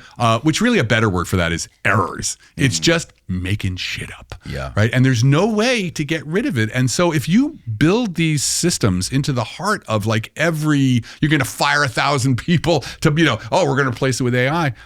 You're never going to get rid of these, which means they're fundamentally untrustworthy. Mm-hmm. Right? They're fundamentally, you do not want to put them, they're fine to like, you got to complete your homework, Right. But, you're going to put it in charge of deciding what your portfolio, your retirement portfolio, or you're going to put it in charge of anything physical. So I feel like we're going to get these so much wealth inequality has been generated by big tech that these technologies are going to be shoved down our throats. And we're going to be forced to use them, and they are fundamentally flawed. And they're just going to erode. You already see what it's doing to democracy, right? It's going to erode all the things that are necessary to have a coherent, modern civilization where we're free. Right? No, it's really weird especially how everything on social media is fake, and it's really hard to distinguish what's real and what's fake anymore. And you have to build up this bullshit detector, right? Like if anything you see now, you have to really question it and really like do your homework to figure out if that's real or if that's fake, because everything looks so real, and the majority of shit on Instagram or X is fake. Yeah. And what's interesting is that, like, again, these technologies are amazing. They are a triumph of human intellect. I totally give them their due, but like they're not what they claim to be in terms of like how they're getting deployed, right? Mm-hmm. So, let me give you an example. Like again, myself, this is why I always keep the cell phone on. Hopefully it won't ring. Let me hold on a second, everybody. We're just going to turn it off in case I get a phone call from anybody. Like you can't really live without a cell phone anymore, right? You can't do anything. You can't get a taxi. You can't do your banking. You can't, we live in a society where these technologies, like I said, were forced down our throats. Now, I love my cell phone. It does great things, but I can't live in a modern society without one of these. And that is what my fear is with the AI. Because the AI, they're amazing technologies, but they're flawed for what they cannot do what they're claimed to be able to do. Mm-hmm. So we're going to be stuck in this society where we can't get away from AI, and what are they, what would you say they're claimed to be able to do? They're claimed to be sort of like the idea of like, so for example, AI agents. Everybody's like, AI agents, we're going to be, which can autonomously go off and, you just say like, book me a holiday in Italy, right? And it's going to go off and do it by itself. Assistance. Yeah, and then what will happen actually is you'll find out that like you'll show up and there's no hotel, like it hallucinated the hotel. Yeah. But even worse than that, so I went to a lecture that fucking pissed me off and scared the shit out of me. It was a lecture by a CEO of a company called Affecta. And it was the idea of emotional computing, right? And what this company wanted to do was have like you're at your computer or you're watching TV and there's a little camera.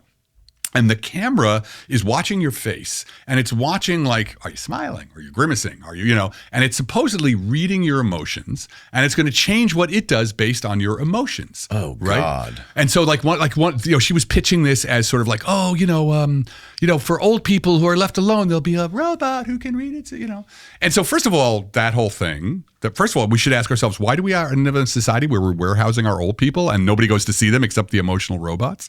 So there's that.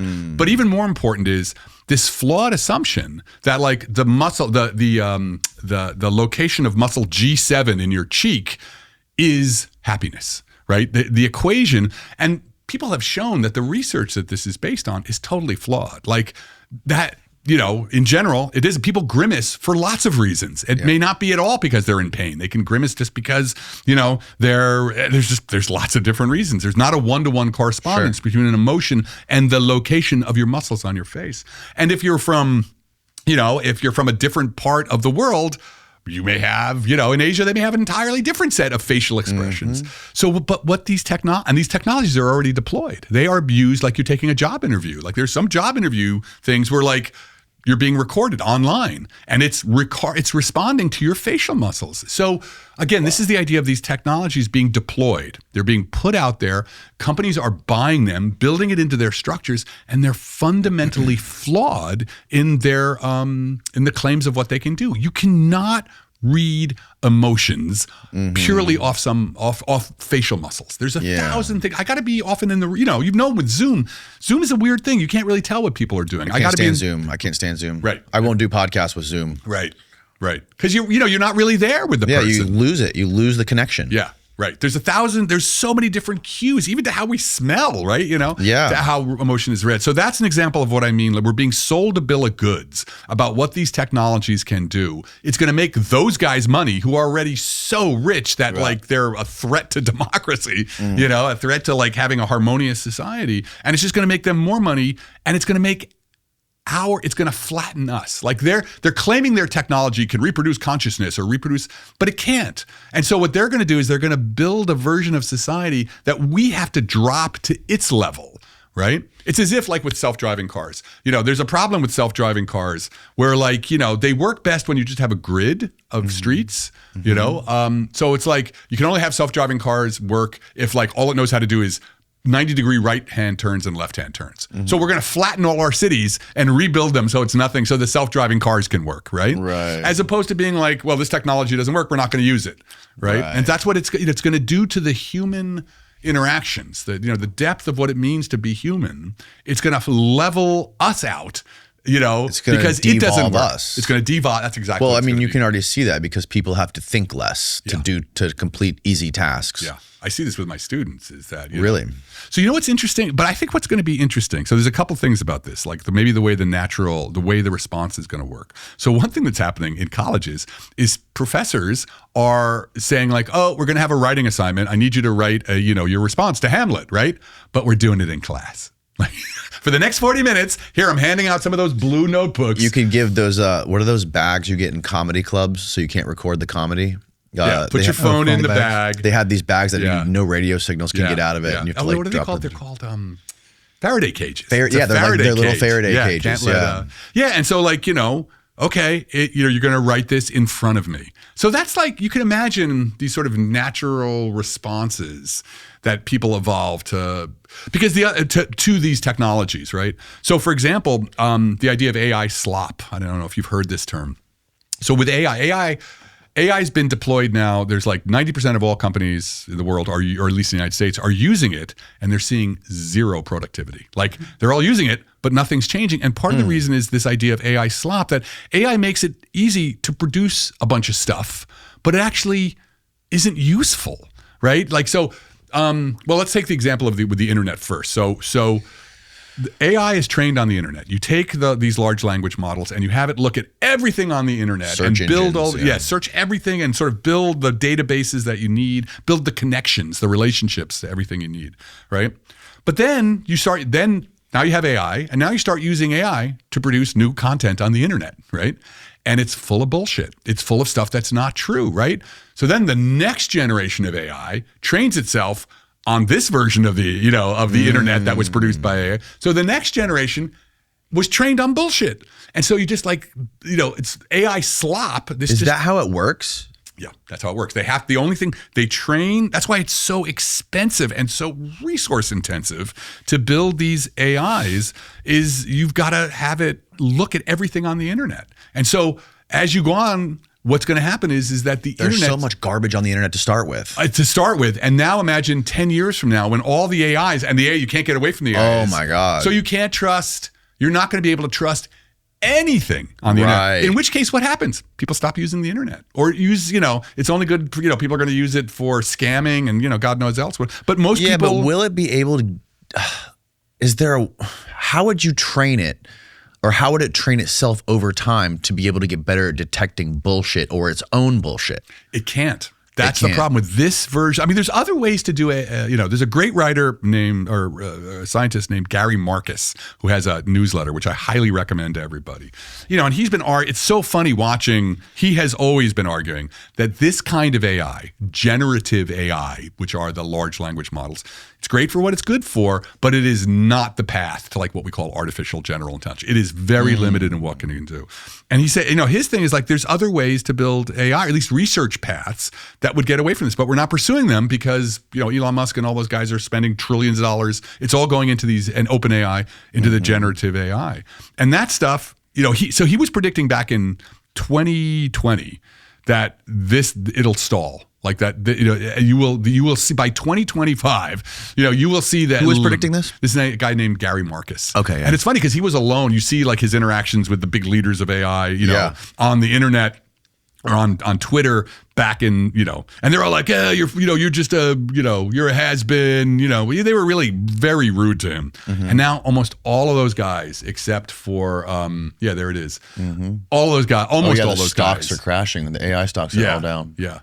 Well, that's the other. Let's not even talk about the financial stuff. But he is basically, Gary Marcus's point was that scaling. Those guys, like Sam Altman from OpenAI, was like, oh, we'll just make them bigger. We'll just make them bigger and we'll get over the hallucinations. And Gary Marcus was like, there's no way. Scaling will not do that. So 2022, 2023, everybody's like, scaling. We'll just build bigger versions.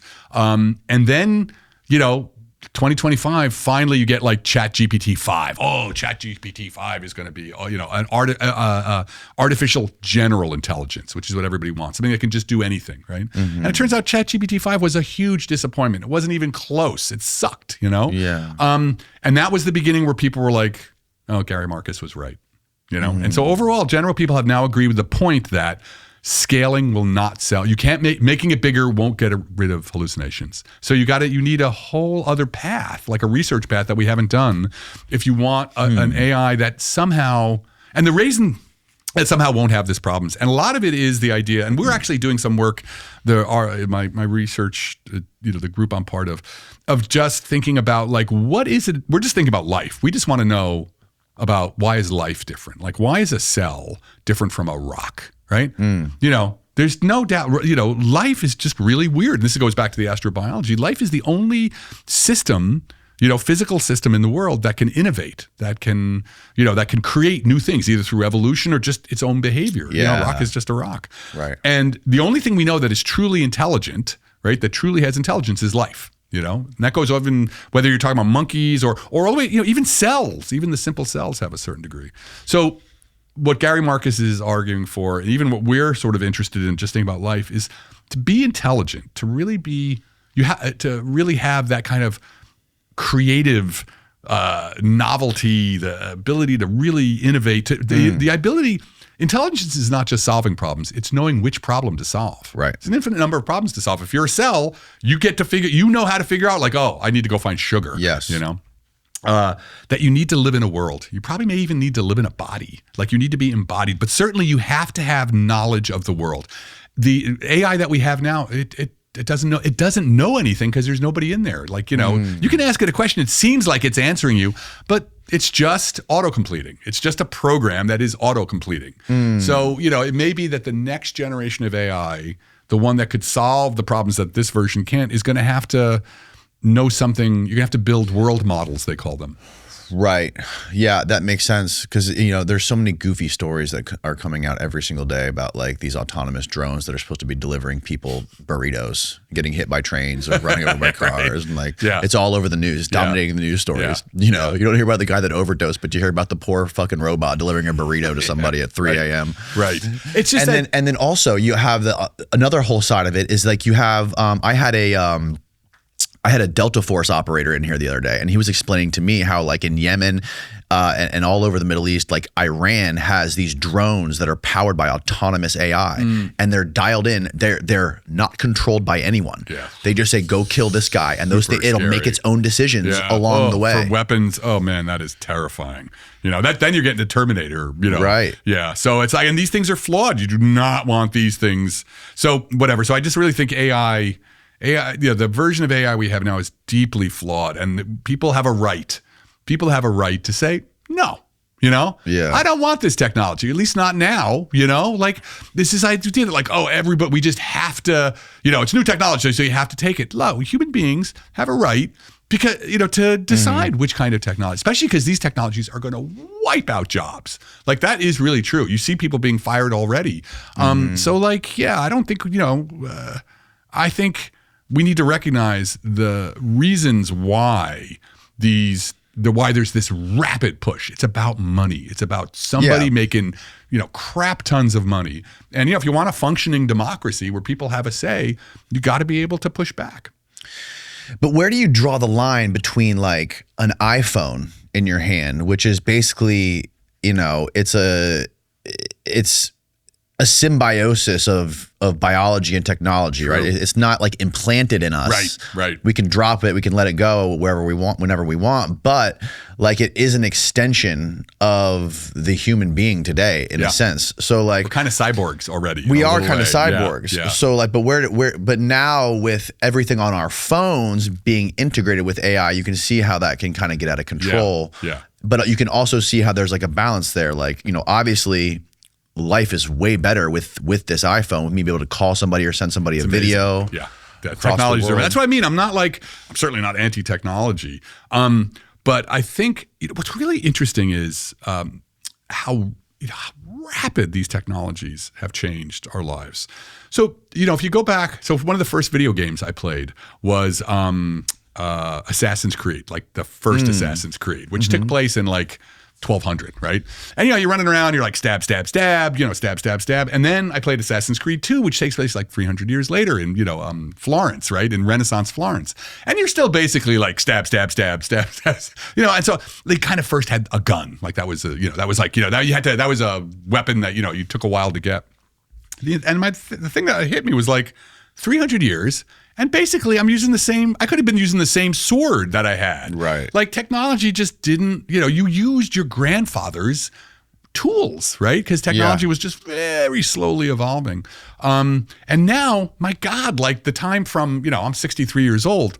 Let me tell you about what phones were like back in the day. And now, within 3 years, I'm not even going to be able to use this. Right. And there's a way in which there's a kind of instability that is coming from these that I think, it may come naturally, or it may need, we may need to reevaluate how fast we want technology to advance. Like that, we're willing to like put certain things off for us to stabilize, the effect of this technology on culture, right? And I think that may come in time.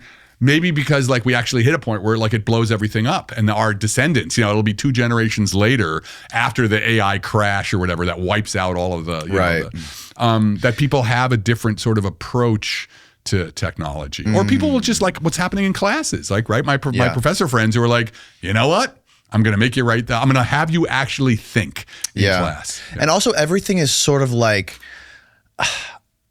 it's almost like all the new branches are just coming off of like the same original branch. There's no like foundational like trunks coming out, right? That's right. Like I don't remember anything as profoundly mind-blowing as when the iPhone first came out. That's true. Like that just completely blew me out of the water that this thing existed. I had a friend that got one when it came out, and I was just like, dude, can I touch it? Can I hold it? Can I like, oh my God. Like there's been nothing like that since, you know? I know. And then it's just been. Everything's just been a spin-off. Right. Or not only a spin-off, but like something that works with that. Right. It integrates with it. Right. There's been no foundational like game-changing and like technology. robotics, you could imagine like, when you get your first humanoid robot, that could be. But again, we don't have those technologies aren't, you don't want the current version of AI to be powering your robot. There's just so and also you think about like the way the tech companies, like there's been a real problem for the democracies, for the all the democracies with what these things did. Having the social media thing in your on your hand, right in your hand, and then everybody the government polarization NSA can tap into it. What? Now the NSA can tap right into it. Right. Well, and the polarization where like the United States' enemies were purposely on left and right purposely polarizing conversations. What is it on Twitter? Half of these are Russian bots or whatever. You name the country, they're in there. Yeah, right. So there's again this sort of sense that like these technologies really spun us out of control in a lot of ways. And I feel I'm generally an optimist that it may take a couple of generations. We'll work it out. But on the other hand, I think we have to exert some controls. We have to exert, that we, the people, have to be able to say, like, you know what? Because these how like you get these updates on your phone and it's like, oh, here's this new feature that, and you're like, I don't want that feature, like I really liked the other one. No, this new thing now, it can put it in 6 colors. I don't want 6 colors. So, and that's all driven by the profit motive, right? It's all driven like we got to keep pushing stuff out. Like, Apple wants me to have to buy a new phone in 2 years, even though this phone probably could work for a while. Right. So, I can see that coming just because, the systems, the social, economic, political, geophysical systems that we all grew up in are being pushed into a new state. Right. So the climate change thing, we're being pushed. We are headed towards a different Earth, in the next 30, 40, 50, 100 years. It'll be a different planet, not wildly different, but it's going to be a different planet. And that, along with other things that are happening, humanity will be forced into some difficult times. Like that's my kind of thing. The next century is probably going to be a difficult time for humanity. But that'll force us, that'll force us into new configurations and maybe make new choices. And, and that sense, I like to remind people history's long, Yes. So hold that thought. I got to take a pee real quick. Go. So this idea of sort of the progress of civilizations and how they change with technology is what I'm really interested in because, as an astrobiologist thinking about civilizations, that's the coolest thing about that job, right? We have to really think seriously about trajectories. What are the possible trajectories of civilization? Which also brings you back to, human civilization future. Right. So there's a book that I highly recommend, I think is so amazing, called The Goliath's Curse. It's by a guy who's kind of a futurologist. And what he does in there is he sort of looks at the whole history of civilizations on Earth, right? And a Goliath, what he calls a Goliath, is like any kind of state, any kind of, kingdom, any kind of large organized. And what he shows is that throughout history, after the last ice age, we started farming. And when we started farming, we started to have what he calls lootable resources, right? Because, we used to be hunter-gatherers. We had small groups of, maybe 100 people. And they all talked to each other, all these different tribes. But it was very egalitarian. Like nobody really owned anything because nobody really had anything to own, right? And then once we started farming, there was like, you were starting to gather stuff, right? There were grain silos. Yep. So for him, these Goliaths, these early Goliaths, these early states were basically because you had a bunch of guys. He said it was basically gangs, like organized crime that started these states. But then what he shows is all the way through history. Then as time went on, you got these larger and larger Goliaths, Rome, Tang Dynasty, China, and now the modern one. But he says that almost always what brings them down are two things. One is climate. Because often you're sucking up all the resources that changes, either changes climate or changes the resources you have given the climate you have, or the climate, you have local climate changes. But even more importantly was inequality. Almost always it's inequality that brings the Goliath down. The inequality gets so large, the leaders, the kings, whatever, are so, they're so over rich compared to the average person. And of course, they're extracting that wealth from the average person via taxes or whatever, that finally people are like, we're done. And they rebel. Or they leave. That's an interesting, either they leave, they just like, I'm done with the city, I'm going to go live in the hills. Right. Or they actually rebel. So that's a really interesting conclusion over all this time, that it's often inequality, which is clearly we have, like, it's insane the amount of inequality we have now. That this, the small group of people own 90%, the upper 0.1% owns whatever, 50% of the wealth in a nation or more. So I thought that was really interesting, that often you look at history and it's often inequality, which will sort of tap out how much, whether people are willing to put up with being governed, Right. Yeah. Yeah, it makes you wonder where we're going to end up here in this civilization. Yeah, because clearly, we see this. And that's actually the point was going back to the cell phone and AI and everything, was just that these technologies are amazing, but they have really only very few people have benefited from financially it's a small fraction of the world that has really financially benefited from them, which is, especially when you get to things like robots, who owns the robots, right? If the robots are putting everybody out of work, the only people who are really, getting rich are the people who own the robots. Well, Steven's a big advocate for robot police. He thinks robot police are going to solve all of our problems. Or have robots being the policeman? Yeah, he thinks robots should have full autonomy to kill people and make the decisions. Oh man, that seems like, I think I've seen a lot of those science fiction movies. Well, I mean, science fiction is meant for drama. Reality, if you give it rules, a robot police isn't going to get mad and shoot somebody. Well, that's true. Right. There would be, But my question is, who's in control of the robot police? Right, exactly. And who, and what, because and what biases, because, somebody programmed the robot police. Someone's going to program the robot Somebody's going to, and you human see, being isn't going to be behind that. Right. And you look at, like, there's all this evidence, like really clear evidence of all the biases in these algorithms that were built in by the people, can't recognize certain kinds of people, literally can't recognize their faces. Google is extremely biased. Yeah. There's been tons of research and placebo-controlled double-blind studies on it. Yeah. So anyway, I think it's really interesting that, there's this, and this really matters for the search for intelligent life on other planets, because, we have to ask ourselves, like, what are we looking for? What kind of things will a civilization do that you could see using a super powerful telescope across 30 light years or 100 light years? And so that requires kind of trying to build some maps of how technological civilizations evolve. Yeah. Well, didn't Elon say that if we were going to inhabit Mars, we would need to like detonate nukes at the poles to like create some sort of an atmosphere or something? Well, what he wanted to do was melt. That was to terraform it or something? Well, with Ari, what he wanted to do, Elon Musk is like on serious drugs when it comes to Mars. Like the idea that we're going to build a city on Mars. He's on lots of crazy drugs. But when it comes to Mars in particular, his Mars stuff, I'm all for it. Let's go to Mars. Like, let's start with the moon. How about that? Yeah. They just pushed back the Artemis mission again. I know. Boy, man, it's really, we are definitely in serious danger that the Chinese will go back to the moon before we do. I mean, the moon landing deniers are having a heyday right now. But let's not even I'm going to take a deep breath now.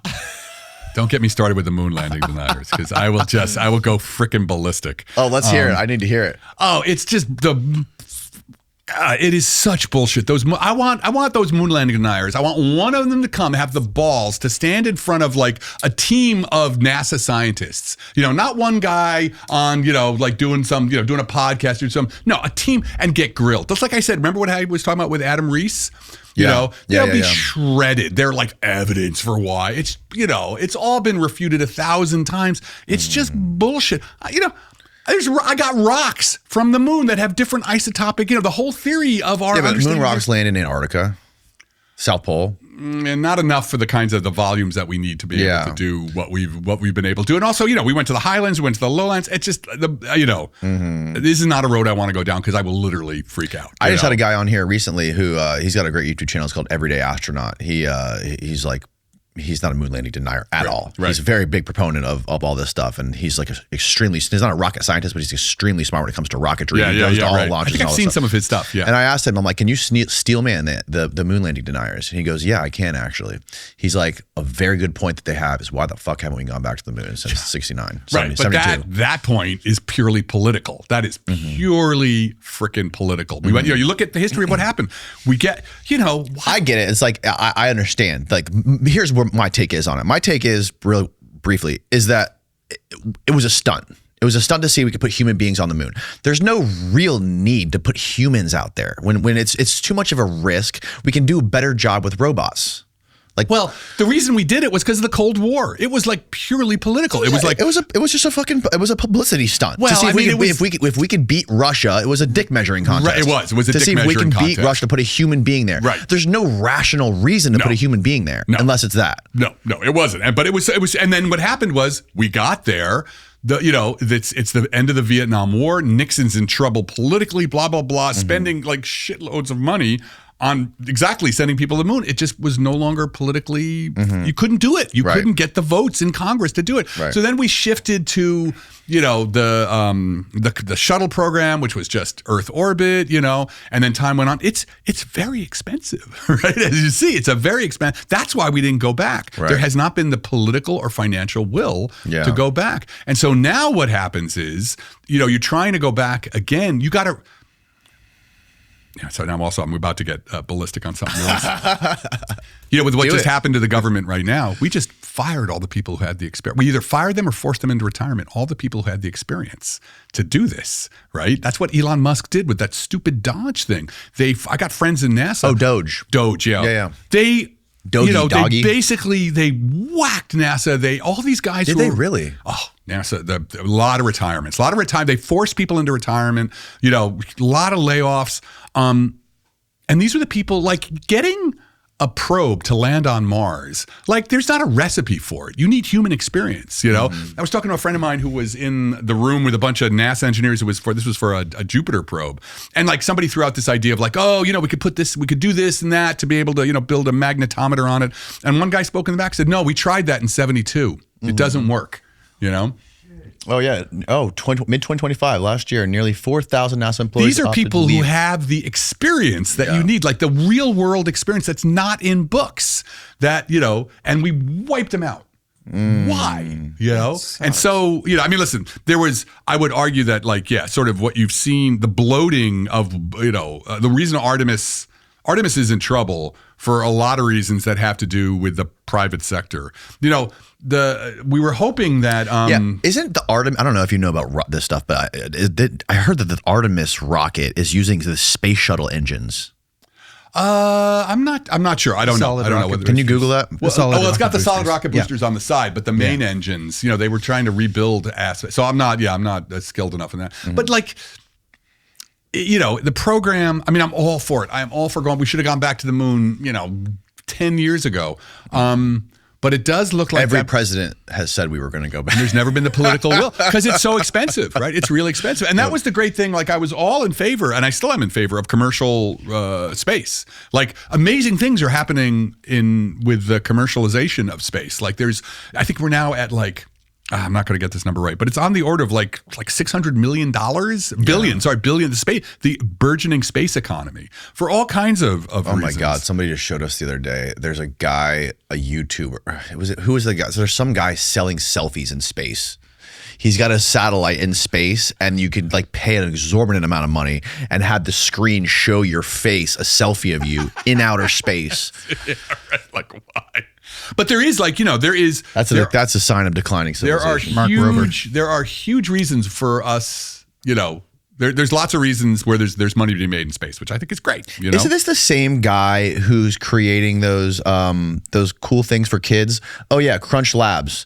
Yeah, this guy, the Crunch Labs things is actually really cool. He's creating these things for kids where they can solve puzzles and stuff.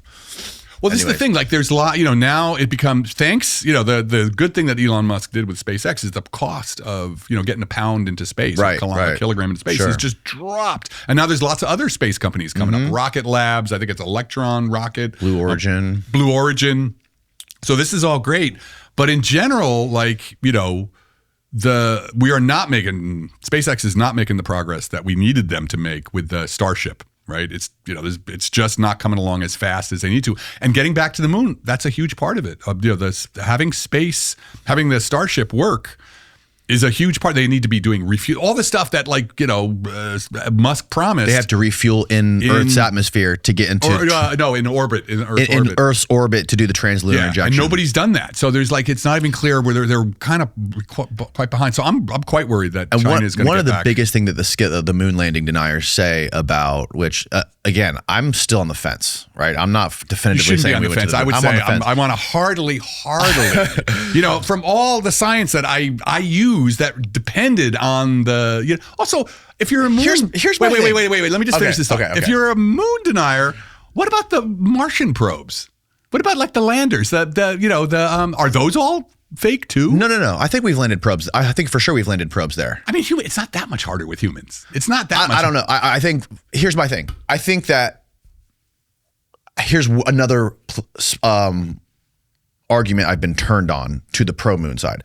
Is that I was under the assumption or under the illusion that the Saturn V rocket didn't need to be you have all of these people like Elon and all these people saying that to get to the moon, we have to refuel in Earth's orbit to get to do the translunar injection. Saturn V did not need to refuel once. Right. But here's what I recently learned is that, this is kind of stupid, I didn't think about this, but all of the rockets that are being designed today are designed in the primary thing they're looking at is reusability. Right. The Saturn V was an expendable rocket. Exactly. We're not trying to do it with expendable rockets anymore. We went to we just recently sent the Artemis 1 went to the moon. Right, didn't land on the moon, and it was didn't have any human beings in it, but it was the capsule. It was just basically Artemis 1. There was no. They refueled in orbit. No. You didn't need to because it's a Did they bring giant it back? Fucking rocket. Did they bring it back? Yeah, they brought it back. Well, no, they didn't. No, I mean,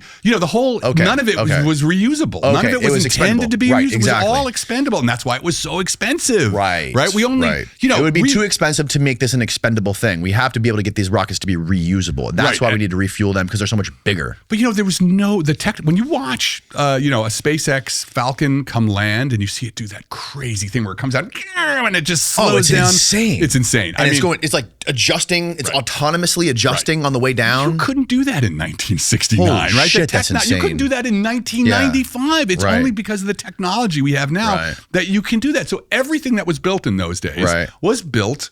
It was all one-off, which was why it was so crazy expensive. Mm-hmm. And one of the other reasons I can't definitively jump off the fence yet is just because, we had that period in history was the president got shot in the head.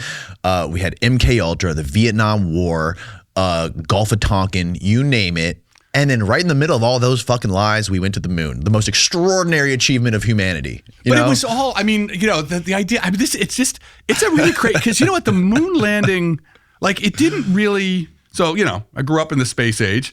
Yeah. The moon landing, denial was just complete wackadoodle craziness. I know. It was the one conspiracy you were automatically painted as a fool for. You can believe in all the other ones. The moon one, you're a fool. For good reason. It still is, and it speaks to sort of what has happened. You cannot have a cohesive technological civilization if something as foundational as the experience of the American space program is denied, right? That door is where everything gets denied. There's no shared reality, right? And there's no way democracy can survive if you don't have a shared reality. So there is there is just. We don't have a shared reality. This whole fucking world we live in right now, everyone's in their own reality. And that's why you really ask, sometimes I think we're not going to make it. Right? We're not going to, we've built a society that undermined itself. Right. And so, what I'm a proponent of most of all is American science, right? American science has been a triumph, and American science is what's given us our prosperity. It's what's given us our security. And what has happened over the last 20 to 15 years with these conspiracy theories, and that's a big part of it, is the undermining of what makes American science possible. And then you get what's happening with these cuts, and because that's the ability, like for the, it used to be that like every politician understood, like, no, science is why, we have a strong defense. Yeah. And the rise of these conspiracy theories is what undermines the ability of politicians now to just cut NASA in half, or whatever, do the damage that it's done. And so an interesting thing, here's a very interesting factoid. I think it was 2 weeks ago, every year, like this international organization just looks at how much knowledge is being produced, papers, scientific papers, patents, etc. And they look at the universities where, the top universities where this is being produced. And it was always American universities. This year, for the first time, I think the first two slots are Chinese universities. So, the thing is, like, you can have your conspiracy theories and, woohoo, everybody's having a good time. But there's a real world consequence of it. Like, China does not have these conspiracy theories. They're like running straight forward into they're under an iron fist over there. Well, but they have put their money into science and technology. Sure. Like, I don't want their society, but they might be a more optimal nation state. Right, but they don't have the freedom that we have here. Do you know what's interesting? But that freedom will erode if you are not the most. The society that wins is the society this is history that leads in science and technology. Yes, that is and we are now we're starting to step back. So here's an interesting thing, right? So in 1600, if you wanted to learn the cutting edge of science, you went to Italy, right? Because that's where Galileo was. That's where that's where all the leaders of science were in 1600. In 1700, you didn't go to Italy. Its time had passed. Like they didn't the princes stopped investing in it, and then you went to England or you went to France, right? In 1900, if you wanted to be at the cutting edge of science, you went to Germany. Germany was where quantum mechanics was being born, electromagnetism, the frontiers were happening. But by 1960, you didn't go to Germany. You went to the United States, right? So scientific preeminence is not something you're guaranteed. It's not like you get it and then you just get to keep it forever. Yeah. And what is happening, and I really think this conspiracy thinking, like with the moon landing stuff, which to me, given all the knowledge that I know came from the space program and the moon landing, I can't do the science I have of the solar system without what happened to the space program. That conspiracy theory is actually undermining American science, and there will be real world consequences if that kind of sort of like, oh, it's all a hoax, everybody's lying. If that really promulgates, then you can guarantee that by 2100, China's leading the world in science, or the Europe or other countries, India, they will take our place. They're happy to take our place. So there are real world consequences to this kind of thing this thing that everybody watched, the moon landing, saying that like, oh, no, you didn't really see that. It was a hoax. So that's why I think we got to be really careful about this. It's not just kind of a fun internet conversation. Right. Well, if they would go back, it would shut all those people up. Just go back and get some footage. Yeah. Of what? Of going? Of people walking on the moon. Well, you know what? Somebody will, and it may very well be the Chinese flag that you see. China is like systematically marching forward. In their space capacities are pretty amazing. I was watching something maybe a year ago. We brought this up on the podcast before, but it was the head of the former director of NASA being questioned about China exploring the dark side of the moon, and this guy's response was like, we'll let them do it. We're not interested in exploring the dark side of the moon. Do you see that? You know what I'm talking about? Everybody. What I know is everybody's interested in is the South Pole because that's where the water is. Well, that's where they're going to land Artemis, that's the contested. That's because so is the Chinese. The Chinese are going for there as well. There's a movie. What is it? I didn't like the movie very much. I think it was called Ad Astra with. Is that Brad Pitt? Yeah, Brad Pitt. Yeah. I didn't really like the movie very much because I thought in the end it got kind of stupid. But it does a really nice job of showing what the moon might look like in 50 or 60 years, and it's kind of a Wild West. Like there's one point he's got to cross from one place to the other. Gangs roaming around, or just like peer state adversaries. Like they have to cross over things and they get attacked. Right. So I will bet you, I'll put the money down right now that you will have your pictures, within a decade. Yeah. But sadly, I cannot guarantee that it's going to be an American flag that you're going to see. Also, how crazy is the moon? Like, I don't think we know. No one I've ever talked to has ever explained any evidence of any other moons of other planets having the insane, miraculous distance from the Earth and the Sun to where it's able to create this eclipse.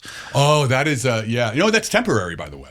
Yeah. Well, it's moving away a little bit, right? Well, no, it's been moving away for, the day used to be like, if you were visited Earth like 2 billion years ago, the moon would have been like 10% bigger in the sky because it was much closer. And so there's been this complicated gravitational interaction between the Earth and the moon over time that, the moon was born much like you really can't explain Earth without the stuff we learned from landing on the moon. When actually getting visiting the different sites, the highlands and the lowlands. Right. But so here's what there's something very weird about the moon, which is it's so big.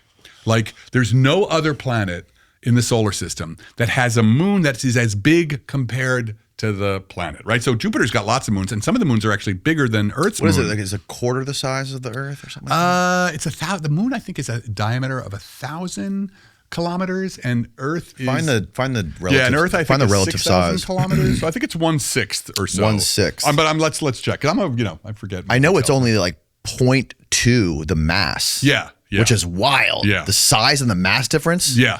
But the thing is, all the other, Jupiter's moons are like teeny tiny compared to the planet. So and a lot of them are potato shapes. If you get big enough, you get round. And anything that's gravity does this. If you're large enough, since the moon is roughly quarter the size of Earth in diameter. Okay. And then what's the mass? 2% of the volume.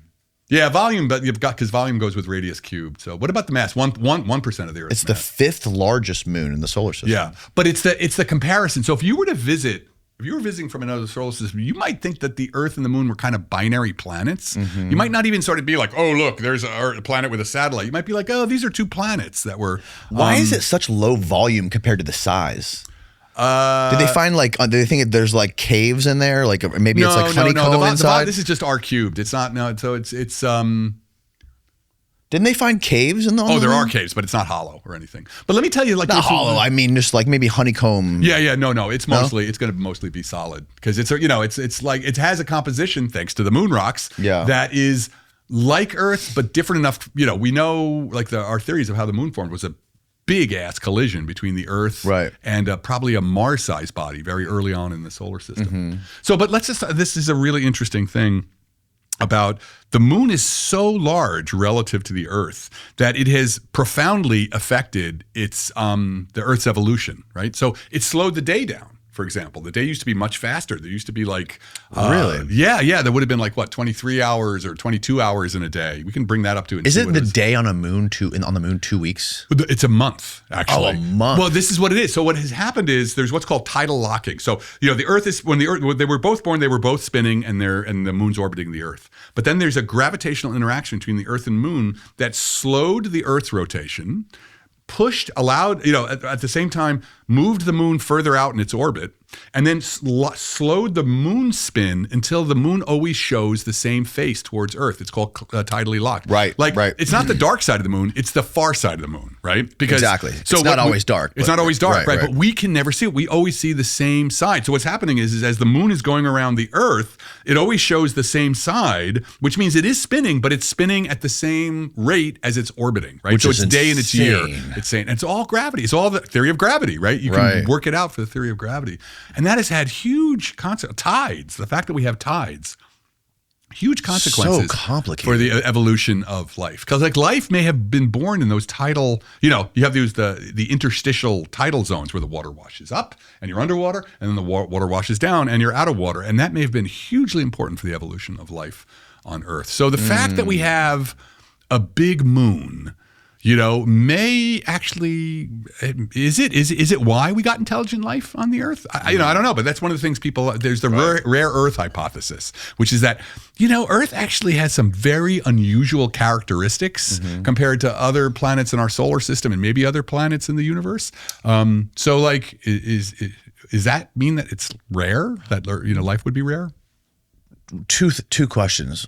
Well, first one, what are the biggest differences that we have found with other Goldilocks planets and Earth? Yeah, well, the thing is we haven't been able to, we just now are getting the ability, and we're still, even the James Webb Space Telescope, as powerful as it is, are just beginning to get the ability to actually look at them in detail. Like, so up until James Webb, the main thing was just finding them. Like, there's a planet in the habitable zone, right? Because it's hard to find planets. You can't see planets directly. It's mainly the color of it, like the color, right, is a big thing. Well, even that, we're just be able. So here's what you want to do if you want to. So first of all, finding a planet, you never or rarely can ever see planet directly. You have to look at the star and look at changes in the star to infer the existence of a planet.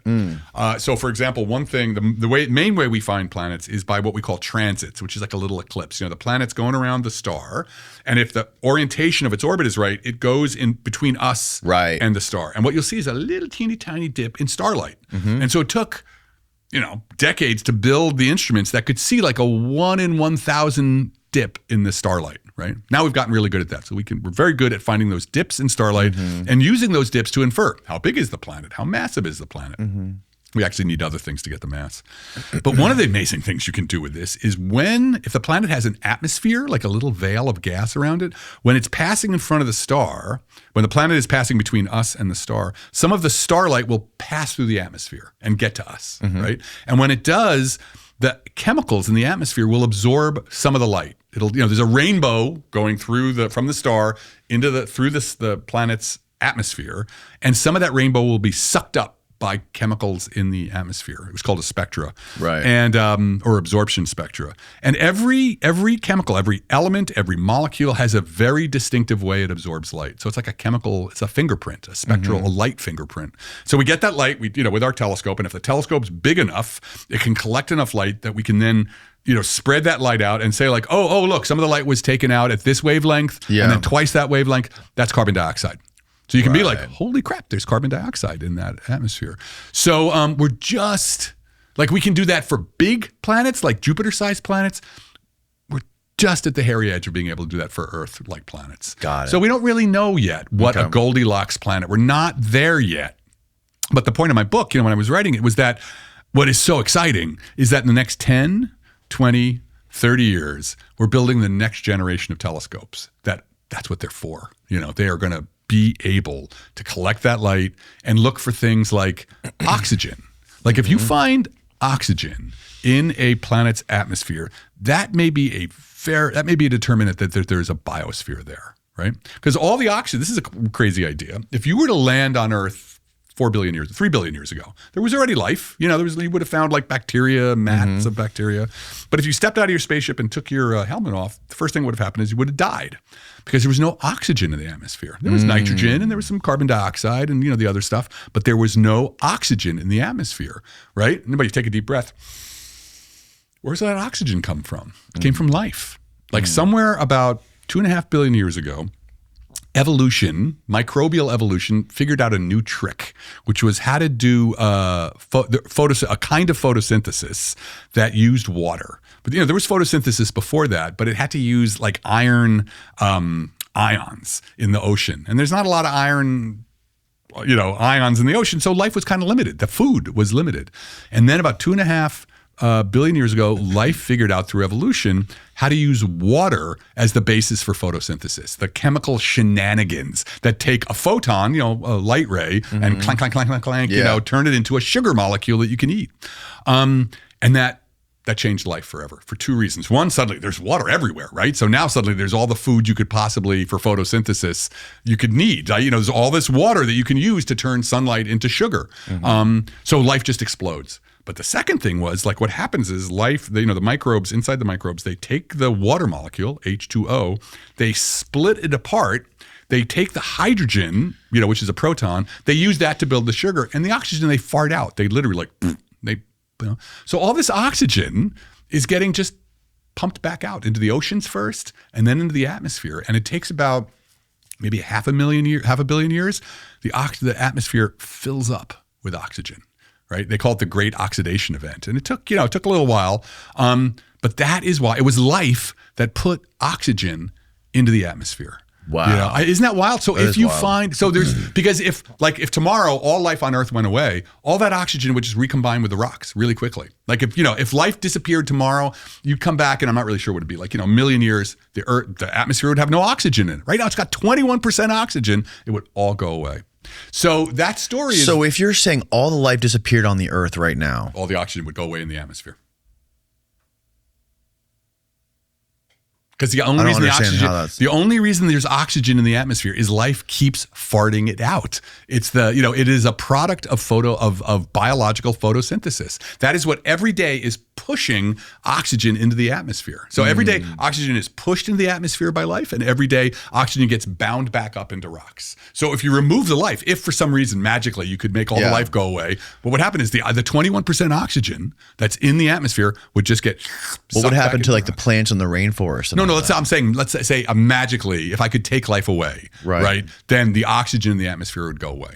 So the reason I'm saying that is that, so what's important, what it tells you is that if you see oxygen in a planet's atmosphere, right, like that whole thing I was just talking about, that tells you that there probably is life there. There's probably a biosphere there. Right, that makes sense. You will not have oxygen in an atmosphere, in a planetary atmosphere, most likely, without there being life to keep pumping it back in. Right. Okay. Right. That makes sense. Yeah.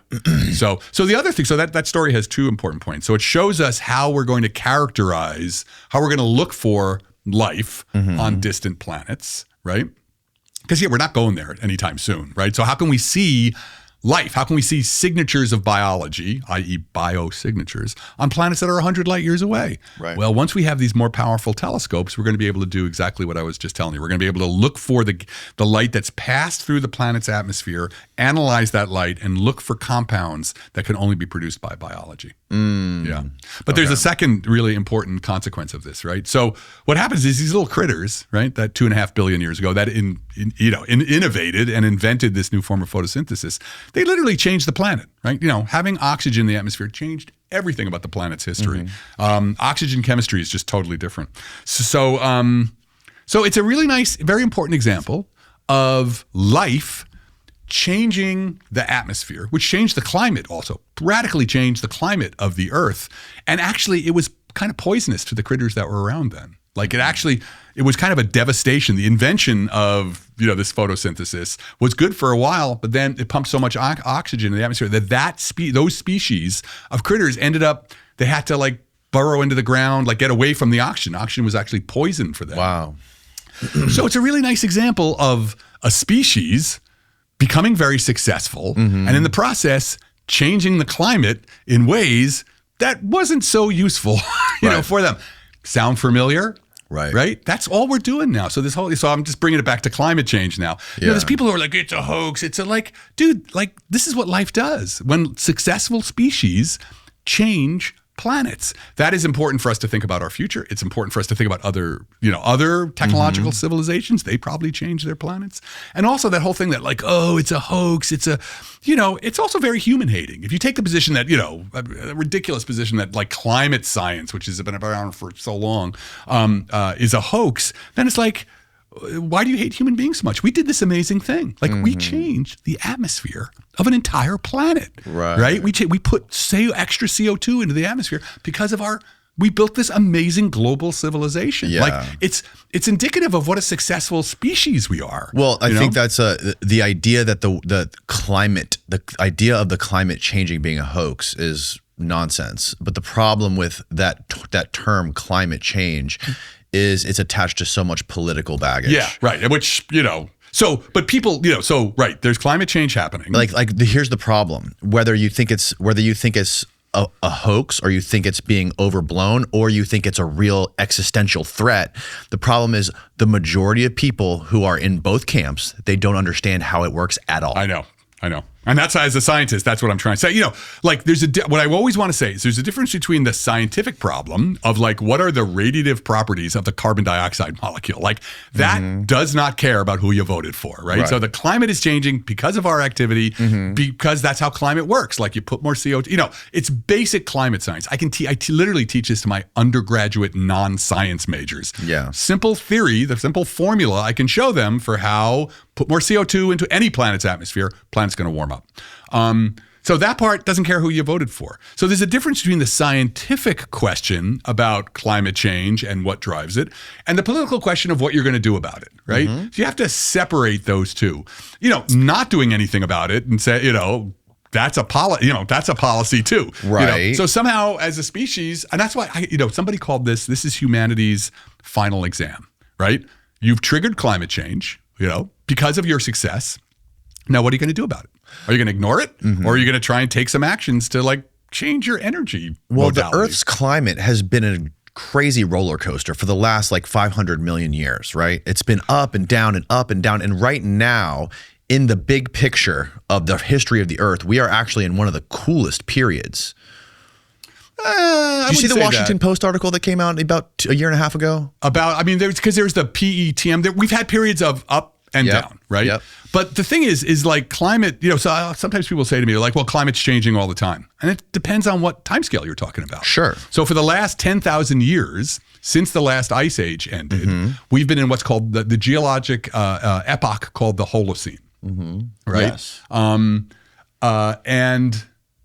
485 million years is Have you nothing. seen this? Yeah. This is no problem with a this. 485 million year graph of the surface temperature of the Earth. Right. And you see, you've had periods of very You high. see that very tiny little hockey stick on the right? Yeah. That's where we are now. And you see it starting to go up, right? So all of that going up is us. At the tip there. But what you see is right. So we came. I'll go down so you can see the bottom a little. Zoom in, but let us so we can see the bottom part of the graph.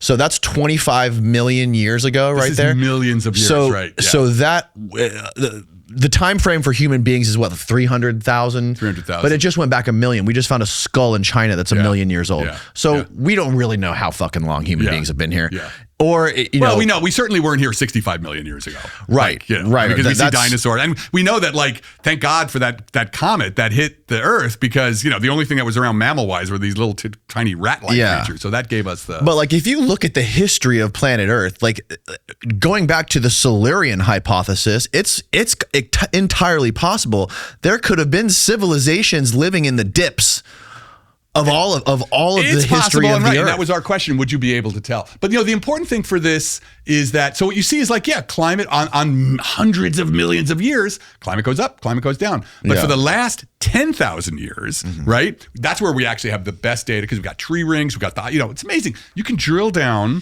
on in Greenland, let's talk about Greenland, and get the ice cores, or Antarctica, and you can go back 100,000 years and you can get bubbles, trapped bubbles of that's air. insane. It's insane. And then you can see how much CO2 there was there. What was the temperature? What was in the atmosphere? What metals were there in the atmosphere? Right. Were there industrial shit going on? Yeah, but there wasn't.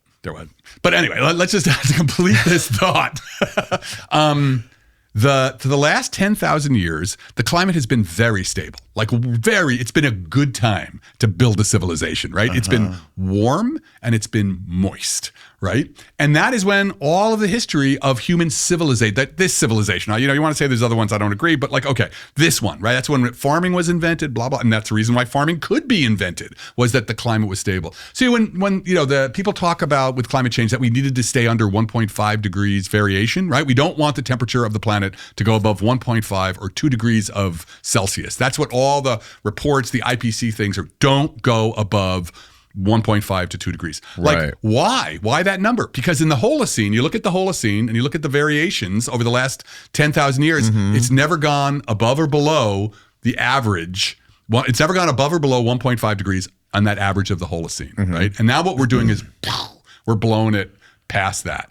The average temperature, the surface temperature? The average surface temperature on the Earth has had, for the last 10,000 years, no more than 1.5 to 2 degrees Celsius variations. Okay. Yeah. So go back to that. Go back to that article, Steve. But that was that was hundreds of, you won't even see that. Right, on this plot, it's too small. Can't, 10,000 years is too small. 10,000 years is you can't even see that. 10,000 years might be the very bottom part of that dip. Right. But look how dramatic that shit goes down. Which shows you crazy. This is our future. This is the planet. We're driving the planet. So that I think 65 million years or before that is what's called the Permian temperature maximum, the PETM. And the planet was so warm then that there was no snow anywhere. Like maybe at the tip of like the no ice caps. So that's the thing about Earth has been many planets over its history. It's been a water world. Like in the beginning, this is wild. There weren't continents, right? It takes a while for the continents to grow. So there were like kind of some Australia, they call them cratons. So we were a water world for a while. And then there have been periods when we've been a snowball world. The Earth has been almost completely covered in glaciers. And we've been a jungle world, right? So the Earth, and it's often life which pushes the planet into these different regimes. That has, that's often been what's happened. So the idea that us, life, have triggered another, a new age of climate change. Yeah. We shouldn't be surprised. Some of those variations that you're seeing in there came because a new form of life was invented, like grasslands. Like, evolution came up, the biosphere evolved grasslands, right? And it was like, hey, this is good. Oh, and then the climate changes. At what point was the super volcano? There was like 5 major events, right? There were, there's been 5 mass extinctions. 5 mass extinctions. And the biggest one was the super volcanoes, right? Was it? Oh, they were more than volcanoes, right? Those were the Deccan traps. These were like, they were more than, they were just huge upwellings of lava. Right. And I forget when exactly that one is. That might even be further. Yeah, look at this is good. 445. Which was the biggest one? Yeah, find out what the biggest I think, of the 5. You got almost 95% in the one that came from the Deccan traps. Go further back. Here you go, 96. Yeah, and Permian. That's right. Permian extinction, the great dying. 95. Wow, 250 to 252 million years ago. Yeah. Which is, the interesting thing about this, what it shows you is the biosphere, as Lynn Margulis, the famous, who helped co-invented the Gaia hypothesis, the biosphere is a tough bitch. Like, you cannot, and this is the thing, what pisses me off, like, when we come to climate change, was that thing, like, we got to save the Earth. It's like, dude, the Earth is not a furry little bunny. The Earth the biosphere will be just fine. We got to save us. Right. It's human civilization, especially this global technological civilization, which really depends on a very stable, you want to feed 8 billion people, you better have a stable climate, year to year in order to have agriculture, right? But the biosphere is, there's nothing we can do to really fuck with the biosphere. And the biosphere, this is what people need to understand, is we don't have to save the Earth. We need to be scared shitless of it, right? Because on some levels, our ancestors worshipped the Earth as a god or a goddess. They were kind of right in a certain way, because the Earth literally channels cosmic power, which is sunlight. We take in, I forgot this number. You can look this up. The equivalent, it's like how many atomic bombs worth of energy fall on the Earth every second. Let's look this up. Wow. So the Earth is constantly receiving from the sun huge amounts of energy. And that energy hits the atmosphere, hits the ground, and it all just channels 4 to 5 Hiroshima type bombs per second. The Earth is currently accumulating heat from global this is not even warming. right. So this isn't even what we're looking at. This is how much, because of climate change, is that the temperature, the energy that's being trapped that normally would go back out into space. But I don't know if we can find it. The amount of energy that just flows through the Earth system, right? From the sun. From the sun. Every day, every second, there's this huge amount of energy that hits the Earth, and the Earth warms, it generates clouds, it feeds the life forms, it generates the ocean circulation. And, it looks to us very in balance. It's like, but we don't really understand is that it's like a blast furnace. We don't see the blast furnace of this, apocalyptic amount of energies that are channeling through that system. And what we're doing by, dumping more CO2 into the atmosphere is we're taking a giant monkey wrench. Imagine a jet engine, a super powerful jet engine. And we're just taking this monkey wrench and we're just throwing it into let's see what happens. We're unbalancing that. And when those forces, you already see this with some of the climate events that are happening. You unbalance those forces and you end up in a very different kind of planet, which is what when we looked at those, the temperature was 15 degrees Celsius hotter on average. That's a different kind of planet. So we need to, the whole partisan dialogue about climate change needs to change so we understand what's really at stake. It's not the Earth that's at stake. It's us. It's this civilization. I mean, whenever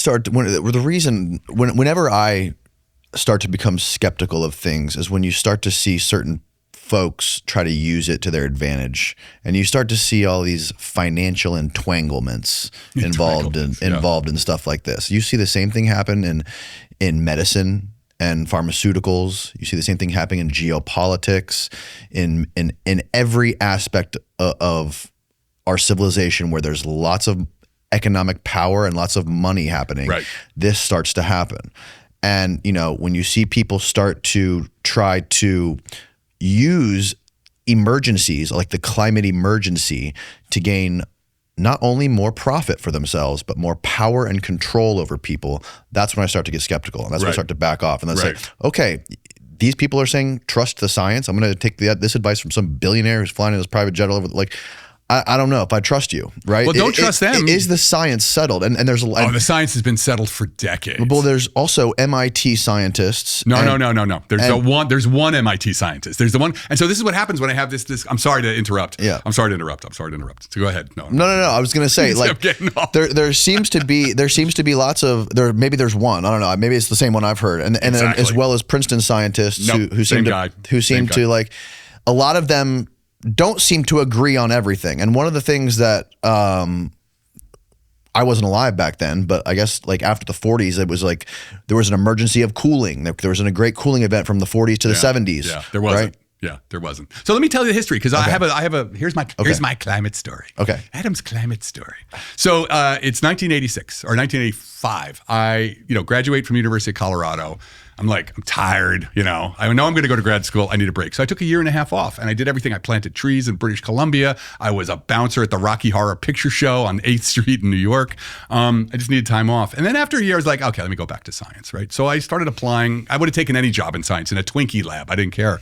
I got a job at the Goddard Institute for Space Studies on 113th Street and Broadway in New York. It's a NASA installation that studies planetary science. It's 1986, right? Nobody's ever heard of climate change, right? So I go there. I got a job as a scientific programmer. I'm just doing low-level programming, And at one point after 2 months, I go to my boss and I say, what are we doing here? What are we studying? She says, Inez Fung, very famous climate scientist. She says, sit down. And she tells me there's this idea that because of CO2, that the Earth's climate is going to change, and we don't really have the signal yet. By the signal, they meant, seeing the in the data this time. But we were studying this and we're studying how to find the signal, right? And I said, well, what will happen if the climate changes? And she sort of laid out everything, that would happen. Mm-hmm. And I remember walking out of there and I walked down to Riverside Drive and I was like, holy crap. She just told me about the end of the world, Mm-hmm. And this was 1985, 86. We're again, nobody, I went to, my bros, we went to the bar, and I'm like, dude, we could be changing the climate. And they're like, yeah, man, whatever, So I have spent my entire life watching this unfold and everything. Even I have a plot from a paper that was done with a dumbass computer model that tracks the global average temperature. I can show it, boop, boop, boop. They were dead on. Right? So I have watched over time the progress of climate science to where nobody gave a shit. It was kind of something people talked about. And then 88, there's a famous testimony by James Hansen who ran this. He was the big boss at this place when climate change sort of finally got into people's imagination, And it wasn't until really the mid 2000s that people really, really, really started to hear about it. Is that when the Gore documentary came out? Yeah, the Gore documentary was a big part of, because Gore actually was friends with the main climate scientists who were responsible for this. So all his predictions were wrong, by the way. No, all those predictions are absolutely right. No, he said the sea level was going to rise 50 feet. Not anytime soon. He said within 10 years. No, let's look that. In 10 years, there's no way he said the sea level is going to run 50 feet. I mean, that's insane. That's no, he wouldn't. Look up the predictions from the Gore documentary. What was that documentary called again? Also, listen, Inconvenient Truth. That's Inconvenient Truth. Yeah. When you have to see that, did he mean if there was an anomalous, melting event of the West Arctic and ice sheets, but no scientist would say that the thing. I was talking to my mom the other day, who's she's really big into this stuff too. She's on the very far left of the political spectrum. She's a fine arts teacher. Right. She grew up in university. She got a master's degree in fine art. She goes, and I was talking about this house. We're looking at this really nice house on the water that was near where my mom lives or whatever. And she's like, oh, that house is going to be underwater in 50 years. She can't buy that. I'm like, really? I'm like, you grew up here, Mom. Wasn't the fucking water line in the same exact spot 50 years ago to where it is now? Well, no, the water's gone up. No, but you can see. Your brain melt. It's not at the same place, right? It's because it's been, this steady increase in measurable, absolutely. But, Yeah, but all those houses have been there. Like all those houses. Well, because it's in right now. It's on the level of centimeters, right? So but why are you? Let me go back before we go back on this because this is a really important point to make. The science and the scientists, has the science been settled, right? The science. So that was 86, right? There's somebody, I'm at this NASA facility. This was before there were any politics. It wasn't like Inez Fung was like a liberal. I'm going to teach this kid about science. We're just doing science. Yeah. Also, when was the first time that a U.S. president mentioned climate change? What do you think? The first time? First time. I have no idea. But just take a guess. Clinton. 1964. Oh, really? It's in a speech to Congress. Lyndon Johnson brings up carbon dioxide pollution, as he called it, because already Roger Revelle and these scientists that's why there was like one paper that somebody wrote about the possibility of cooling in the 70s, and it got picked up by Time magazine. Most, that was also so early that nobody knew what was going to happen. So it was a paper, and then but there wasn't like all the climate scientists were like, holy shit, it was just, the data wasn't there yet. But the understanding that the climate could warm and most likely would warm. There's a paper in 1903 by Sven Arrhenius, that predicted, he just added up all the coal burning, the CO2 burning, and predicted in 1903, because the science is so basic that, the planet's probably going to warm. And he was Swedish, so he's like, great, more warming. So anyway, this idea that we're asking the question about, is the science settled? Science has been settled since like the 1990s, right? And so what happened was we're talking about rich people and, trying to get their way. The oil companies, and Shell was brought to court for this. You can see the documents. The oil companies knew that, like, this is death for us. Like, if we're going to, because really, what is this about? It's about changing energy modalities, right? We power our civilization on fossil fuels. We used to power our civilization on wood. We just changed. Like, it's not that big a deal, but somebody stands to lose a lot of money if you do this. So the science was totally settled, and somewhere around... Yeah, but how much would it cost to reinvent a whole? How many times have we done it? It'll cost something, but also money's going to be made. Money will be made, and you already see this with like what's happening with renewables. There's a place in Rochester. Yeah, but solar panels have shit the bed. No, what are you talking about? Solar panels. No one I know who has solar panels is like they've all. Dude, you need to look at the world economy. Solar panels. Look at what China is doing with solar panels right now. Solar panels. There are more jobs now. There are more jobs via solar panels than there are for coal. But they're so inefficient. They're not inefficient. The inefficiency has blown up. From the time I was growing up to now, the efficiency has exploded. Look at China's solar and renewable policy. They are flooding markets, and China accounts for like 35% of all the CO2 emissions worldwide. Right. And they are pushing, they understand where the world economy is going. The world economy is going to decarbonize. But there's a place in Rochester I can stand where like there's the Erie Canal, right? There is a train line and there's a highway all in the same place. And then the jets fly right over it. That is 4 different transportation infrastructures that were built and then abandoned, right? We do this all the time. Humanity constantly changes its transportation infrastructure, its energy infrastructure. This is just what we do, right? And there's going to be huge amounts of money to be made. Just like when oil first was born, when the beginning of the oil, the United States subsidized oil. We subsidized oil production because it made sense for the country, So the only reason we're not doing it now is because, and we started doing it, is because oil industry didn't want it. Because if you're the oil industry and you've got what's called proven reserves, all this oil in the ground, that's part of your bank account. And if suddenly people are like, we're not going to use oil anymore, we're going to use, whatever, renewables or nuclear or something, what happens to your bank account? Rolls to zero. So, as somebody, one time when I was writing for NPR, I was doing the science blog for NPR, I was talking about like, we're going to change energy infrastructure, it's going to be great. And somebody wrote back and said, dude, the proven reserves are like $8 trillion. People have gone to war for a lot less than that. Like they're not giving up their wealth, so easily. So what I saw going back to the proven science was that somewhere around 2005, there started to be organized climate denial. Right? Like I would write something on the NPR blog about like climate change. Yeah. And I'd see like, boop, boop, boop, boop, boop, boop, boop. Like all of a sudden I get the comments back when there were comment section, just filling up with like, that's a hoax, blah, blah, blah, blah.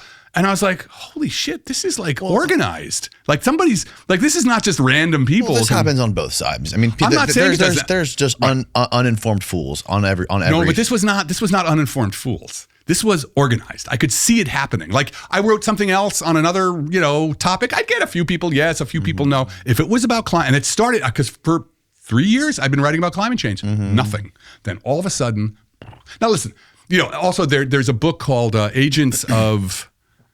what is it called? Right? It's a book that was written about the oil companies organized. They took a lesson from the cigarette companies about how to push back against science. If there's some science that is going to hurt your bottom line, here's what you do.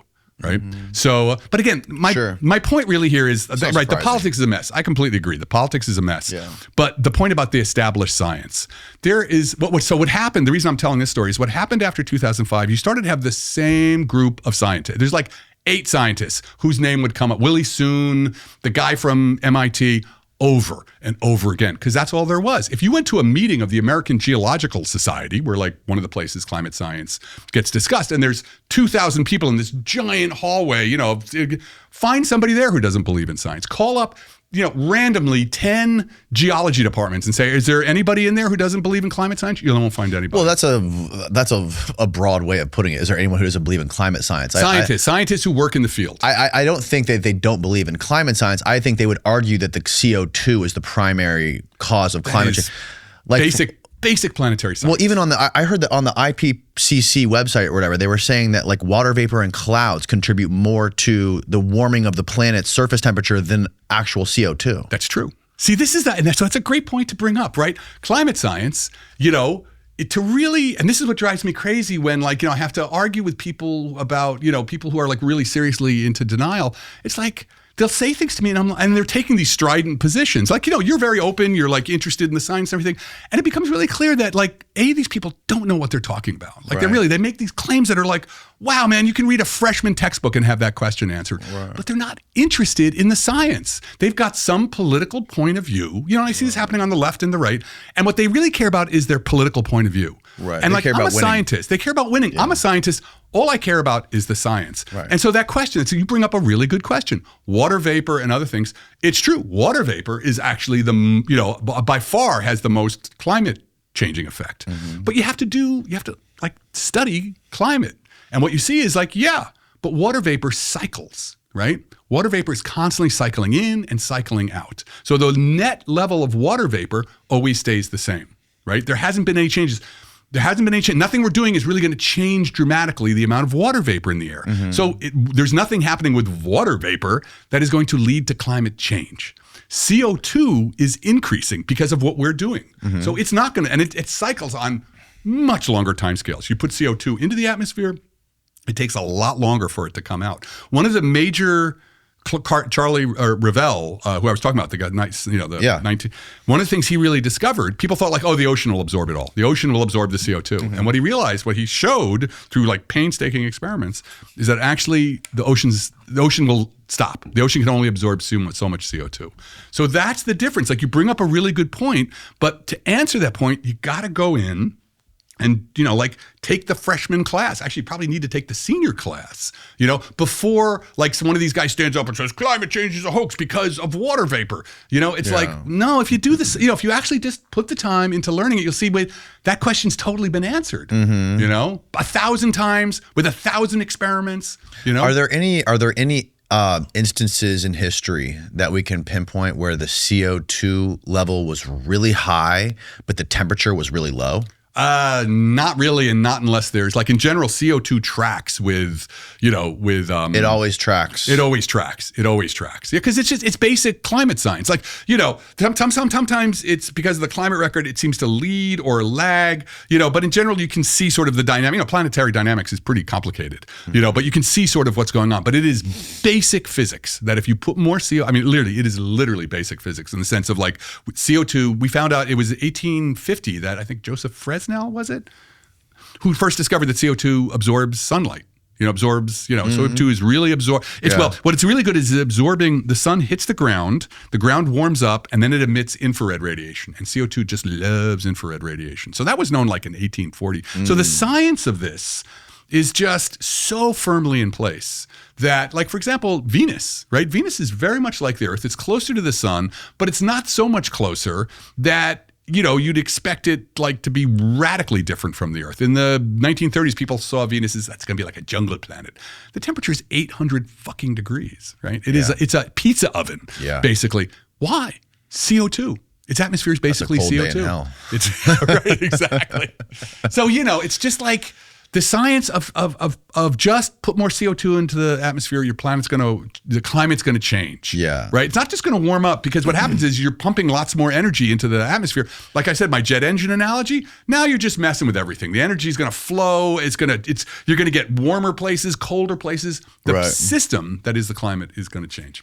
I wonder how much fucking CO2 all those SpaceX rockets are putting into the atmosphere. Yeah, I just read something about also the stuff with all the Starlink that is going to like dive back down. Yeah, well, allegedly the satellites that get decommissioned, I heard that they burn up in the atmosphere on reentry. Yeah, which also dumps a bunch. I just read a thing, and who knows, I don't really know if we need to be alarmed, because that's a problem with the news every day. It's like, you need to be alarmed by this. It's like, oh, really? Another thing? So I don't know if that's really. Yeah, this is emergency. We need to do a carbon tax on everyone. Now you have everyone living paycheck to paycheck who now has to pay an extra tax. Okay, but and then you have the 15-minute cities and stuff in the UK and all that crap.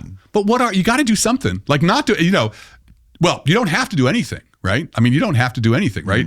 Climate is changing. That's just the way it is. I'm sorry, it's changing because of human activity. Look at that graph. Of course it's changing. Yeah. And of course humans contribute to it.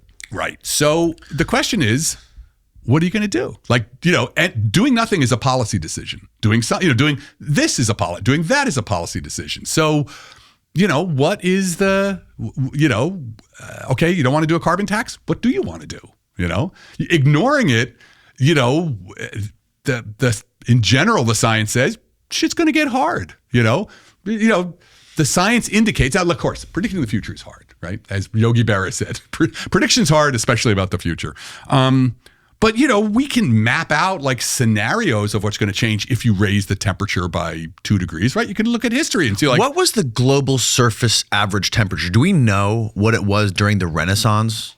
It had to be within 1.5 degrees of what we were. Within 1.5 degrees. I think, you know, again, every little blip, you had the little ice age and everything, but those were all minor. We are now committed. Like, we are absolutely blowing past 2 degrees. You know, we're probably headed towards 3 degrees.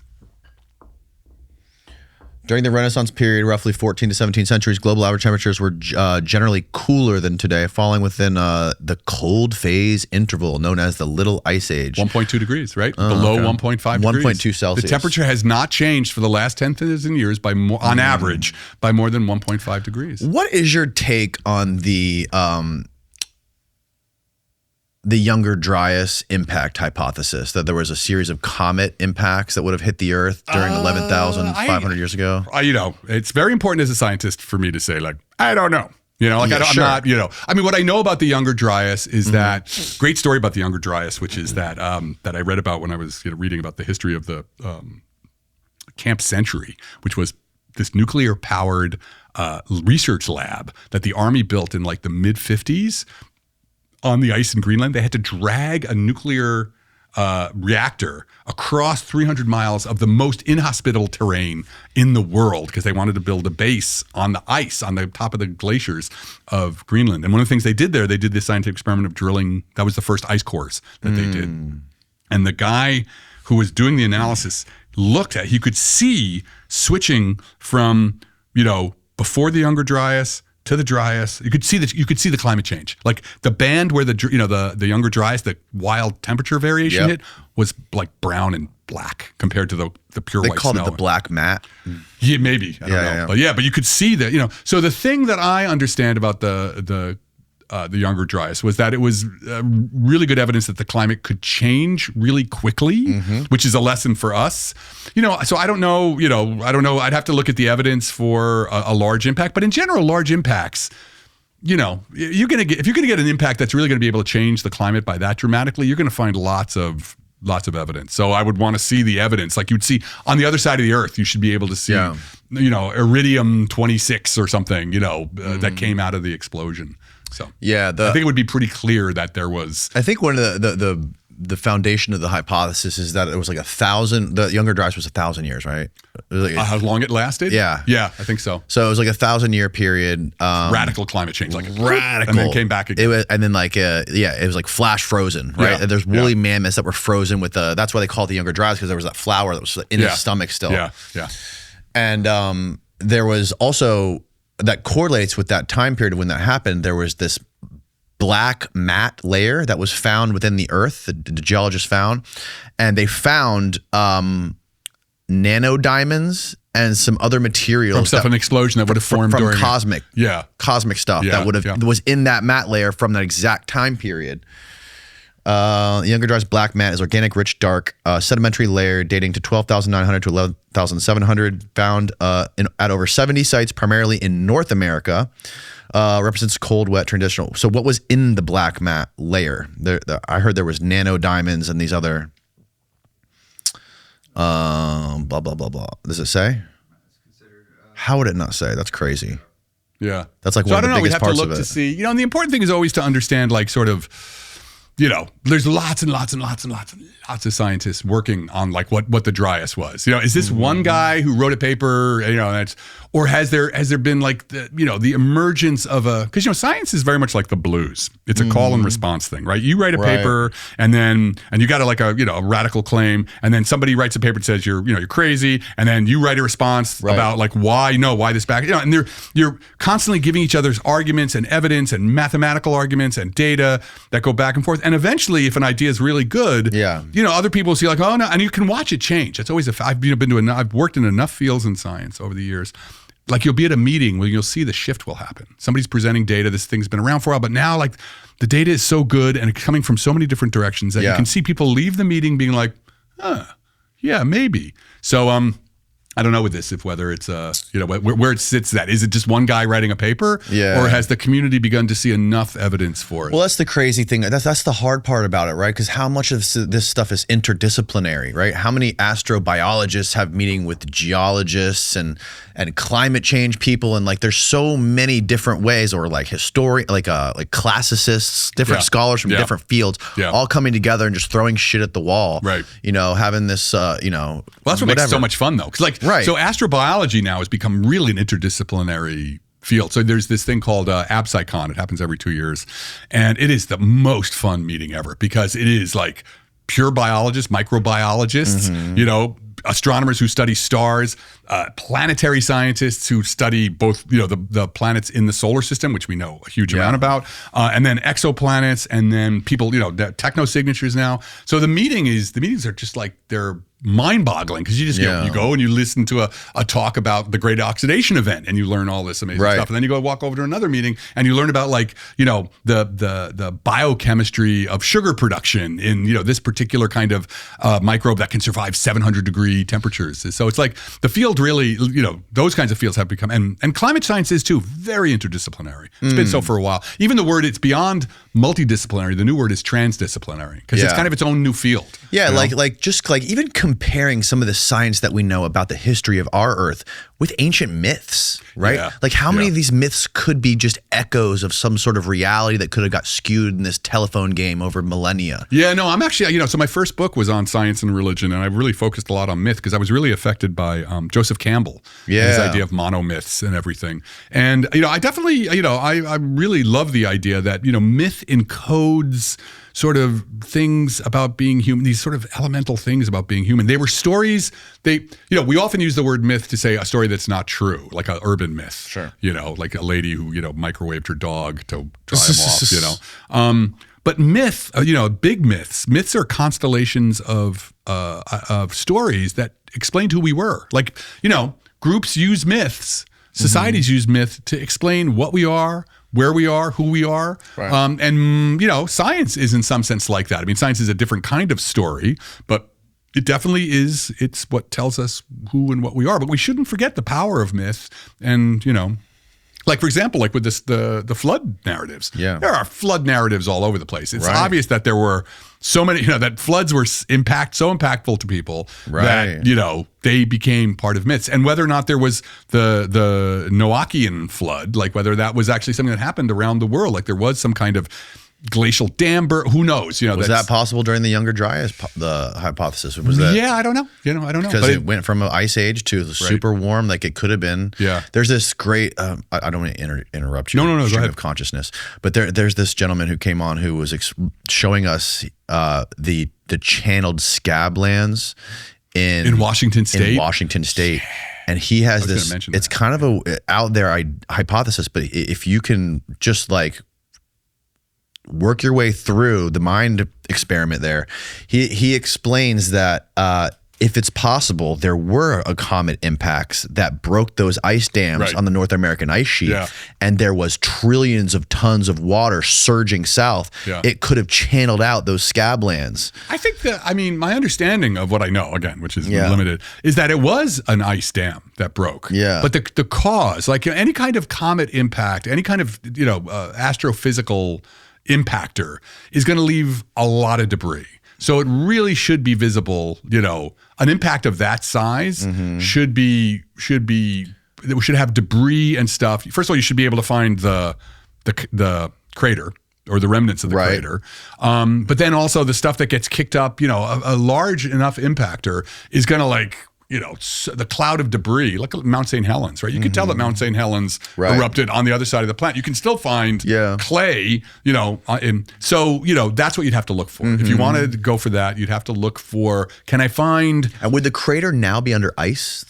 No, because it was if it was near Greenland, maybe? No, but I thought it was those scablands were actually glacial craters, or glacial dams in Washington or in that area. Because the Laurentine ice sheet, right? So all of North America. Yes. So it would have had to have been. I mean, if you're saying that the ice dam broke because of a nearby impactor, then it would have to be somewhere in like North America. Okay. If you're saying that it happened, like the comet could have been anywhere and it led to triggering a temperature increase globally, then if it's that big, then it really, I think you just have to look. You have to look to see whether or not, and that's the fun part. Like you have this conversation. This is how science works. You have this conversation over lunch, and it's like, well, let's go look. And it's also interesting that all the megafauna in North America kind of went away, right? And in Africa, we still have all the megafauna. Well, not the, the real thing about megafauna, the sad truth of megafauna is we ate them. Like when human beings generally show up is when most of the megafauna are eaten. Not always, not all of it, but like in general, once human beings move into an area, but the giant kinds of sloths, saber-toothed tigers, and all the things that were here, like they're gone. But they're still there in Africa. There are still people in Africa, right? But there's not like there's not that. There used to be like 40-foot bears, or not 40, like 12-foot bears. Like in general, the really large megafauna don't make it en masse once human beings show up. I think, that's in general my understanding. So we kind of ate them all. Like, where are the mastodons? Right? So I can go in Rochester at the Rochester Science Museum. There is a woolly mammoth that was discovered, not too far away, that with even its coat on, because it gotten, I think, caught in a bog. And so it's recreated. And I'm like, this is a giant hairy elephant. There were giant, right where I'm standing, there were herds of giant hairy elephants, right? Where are they? We ate them. Human beings we'll pretty much eat anything into extinction. What do you make of those people that just revived the dire wolf? Yeah, that's interesting. I mean, you see that? Well, I love recreating dire wolves. I'm kind of into it. What was the name of that organization that did that? Oh, yeah, that's the whole. I mean, the ethics of that. Wow, you could talk about that for a long time. What about the ethics of should we settle Mars? Do we have a right? Should we settle Mars? Should we Elon Musk's dream of like I am totally in favor of settling the solar system, of having a large human presence in the solar system. But there are some people who say what right do we have to alter these worlds that didn't have anybody on them? So they're I see there's nobody there. Well, Avi Loeb thinks there was people there at one point. In Mars? Avi Loeb. No, even Avi Loeb doesn't believe that. Yeah, I swear. Didn't he say that? He did. Because, oh my God. He thinks, no, he said that on the podcast, bro. He said he thinks humanity started on Mars. Oh, well, no, he might have meant, what he might have meant is that life started on Mars. Life started on Mars. Yeah, no, there's a real possibility here. And then via a comet impact. Yes. Yeah, so it's possible. Yeah, this is a really interesting idea that, Mars, we have, thanks to, the space program, we have really clear evidence that Mars was once a blue world. Like, about 4 billion years ago, what's called the Noachian period after Noah, Mars had, if not oceans, it had, deep lakes, seas almost. And then the climate changed, speaking of climate change, and, now it's a dry, frozen hell. So the idea is like maybe microbial life started on Mars, and then comet impacts, because there were a lot of, the farther you go back in time, the more debris comet there were, in the solar system to hit things. And so maybe like there was a microbe in a rock that got blown off of Mars and landed on Earth, because we find Martian rocks. Right. Yeah. So yeah, I think it's possible. That's an example of what they call panspermia, which is this idea about that life started somewhere else. Swapping material back and forth. Swap and spit. Yeah, because the planets we know have been swap and spit for a while. Panspermia is weird because even saying it is kind of like ew. Yeah. But it's possible even that, with interstellar, we now have seen a couple of 3 interstellar objects pass through the because of the solar system. the new telescopes, right? The new telescopes, we know they've been happening all the time, but now we can catch them as they go through. And maybe one of them, at some point they're usually comets or asteroids from an alien solar system, right? Maybe there's rocks got blown off some alien planet that had life, and the microbes just get they hibernate. They are able to last in the rock for hundreds of millions of years, and that's how life started on Earth. The problem is that you can do, because now we've seen 3, so that gives us it's amazing science. You see 3, that's enough to start doing calculations. Okay, I've seen these 3. Let me work out now I know how probable. Or at least I get some idea about how likely, how often. When was the first one? Do you remember? First one was Oumuamua. One eye. Oumuamua. Oh, so that was like what, 6 years ago, something 2016. like that? And then there was 2-eye Borisov. That was 9 years ago? I know. Isn't that crazy? Wow. I know. Seems like last year. I know. I wait till you get to my age. I think I was just 35. When was that? No, that was, a long time ago. So now, we're watching them. We'll find more of them. And, I have many issues with what Professor Loeb has done. But it's possible that one of them will be a techno-signature. We should definitely be on the look. We just did a paper. I was part of a paper that was like, really looking seriously at like, what should you look for if you want to see whether or not these are techno-signatures? Whether this is actually, a probe or something, just a piece of technology. Well, we should definitely be looking for it. The bigger and badder we keep making these telescopes, the weirder shit's going to get. I know. That's the amazing thing with telescopes. Every time you build a bigger one, or every time you open up a new wavelength window, X-rays, infrared, you're like, oh my God, I didn't know those were there. Yeah. So the universe is pretty amazing. It's wild. Yeah. Well, Adam, thank you so much for doing this, man. This has been a great pleasure. Fascinating conversation. A lot of fun. Where can people find you? Find all your work and all that stuff. Okay, so the main thing is I have a newsletter called Every Man's Universe, where every week I'm just doing something on space and the human future and all kinds of different things. And then I have books out. Like my last book was The Little Book of Aliens, where I was trying to tell this whole story about everything from UFOs to what the biosignatures and techno-signatures. So and I'm on Twitter and I'm on social media, but I don't use it that much because social media can be. So I think social media is bad for your health. I think so too. Yeah. So, Every Man's Universe. Subscribe to Every Man's Universe, and every couple times, once a week, we do. I'll write a post about something that's going on in science, or even science and spirituality. I'm interested in that. And then we'll also do a post that's like some news, like some stories. Oh, here's some cool stories to read that I found as a news aggregator. Beautiful. We'll make sure to link everything below for folks. Okay. Thanks again. Thank you. All right. Good night, everybody.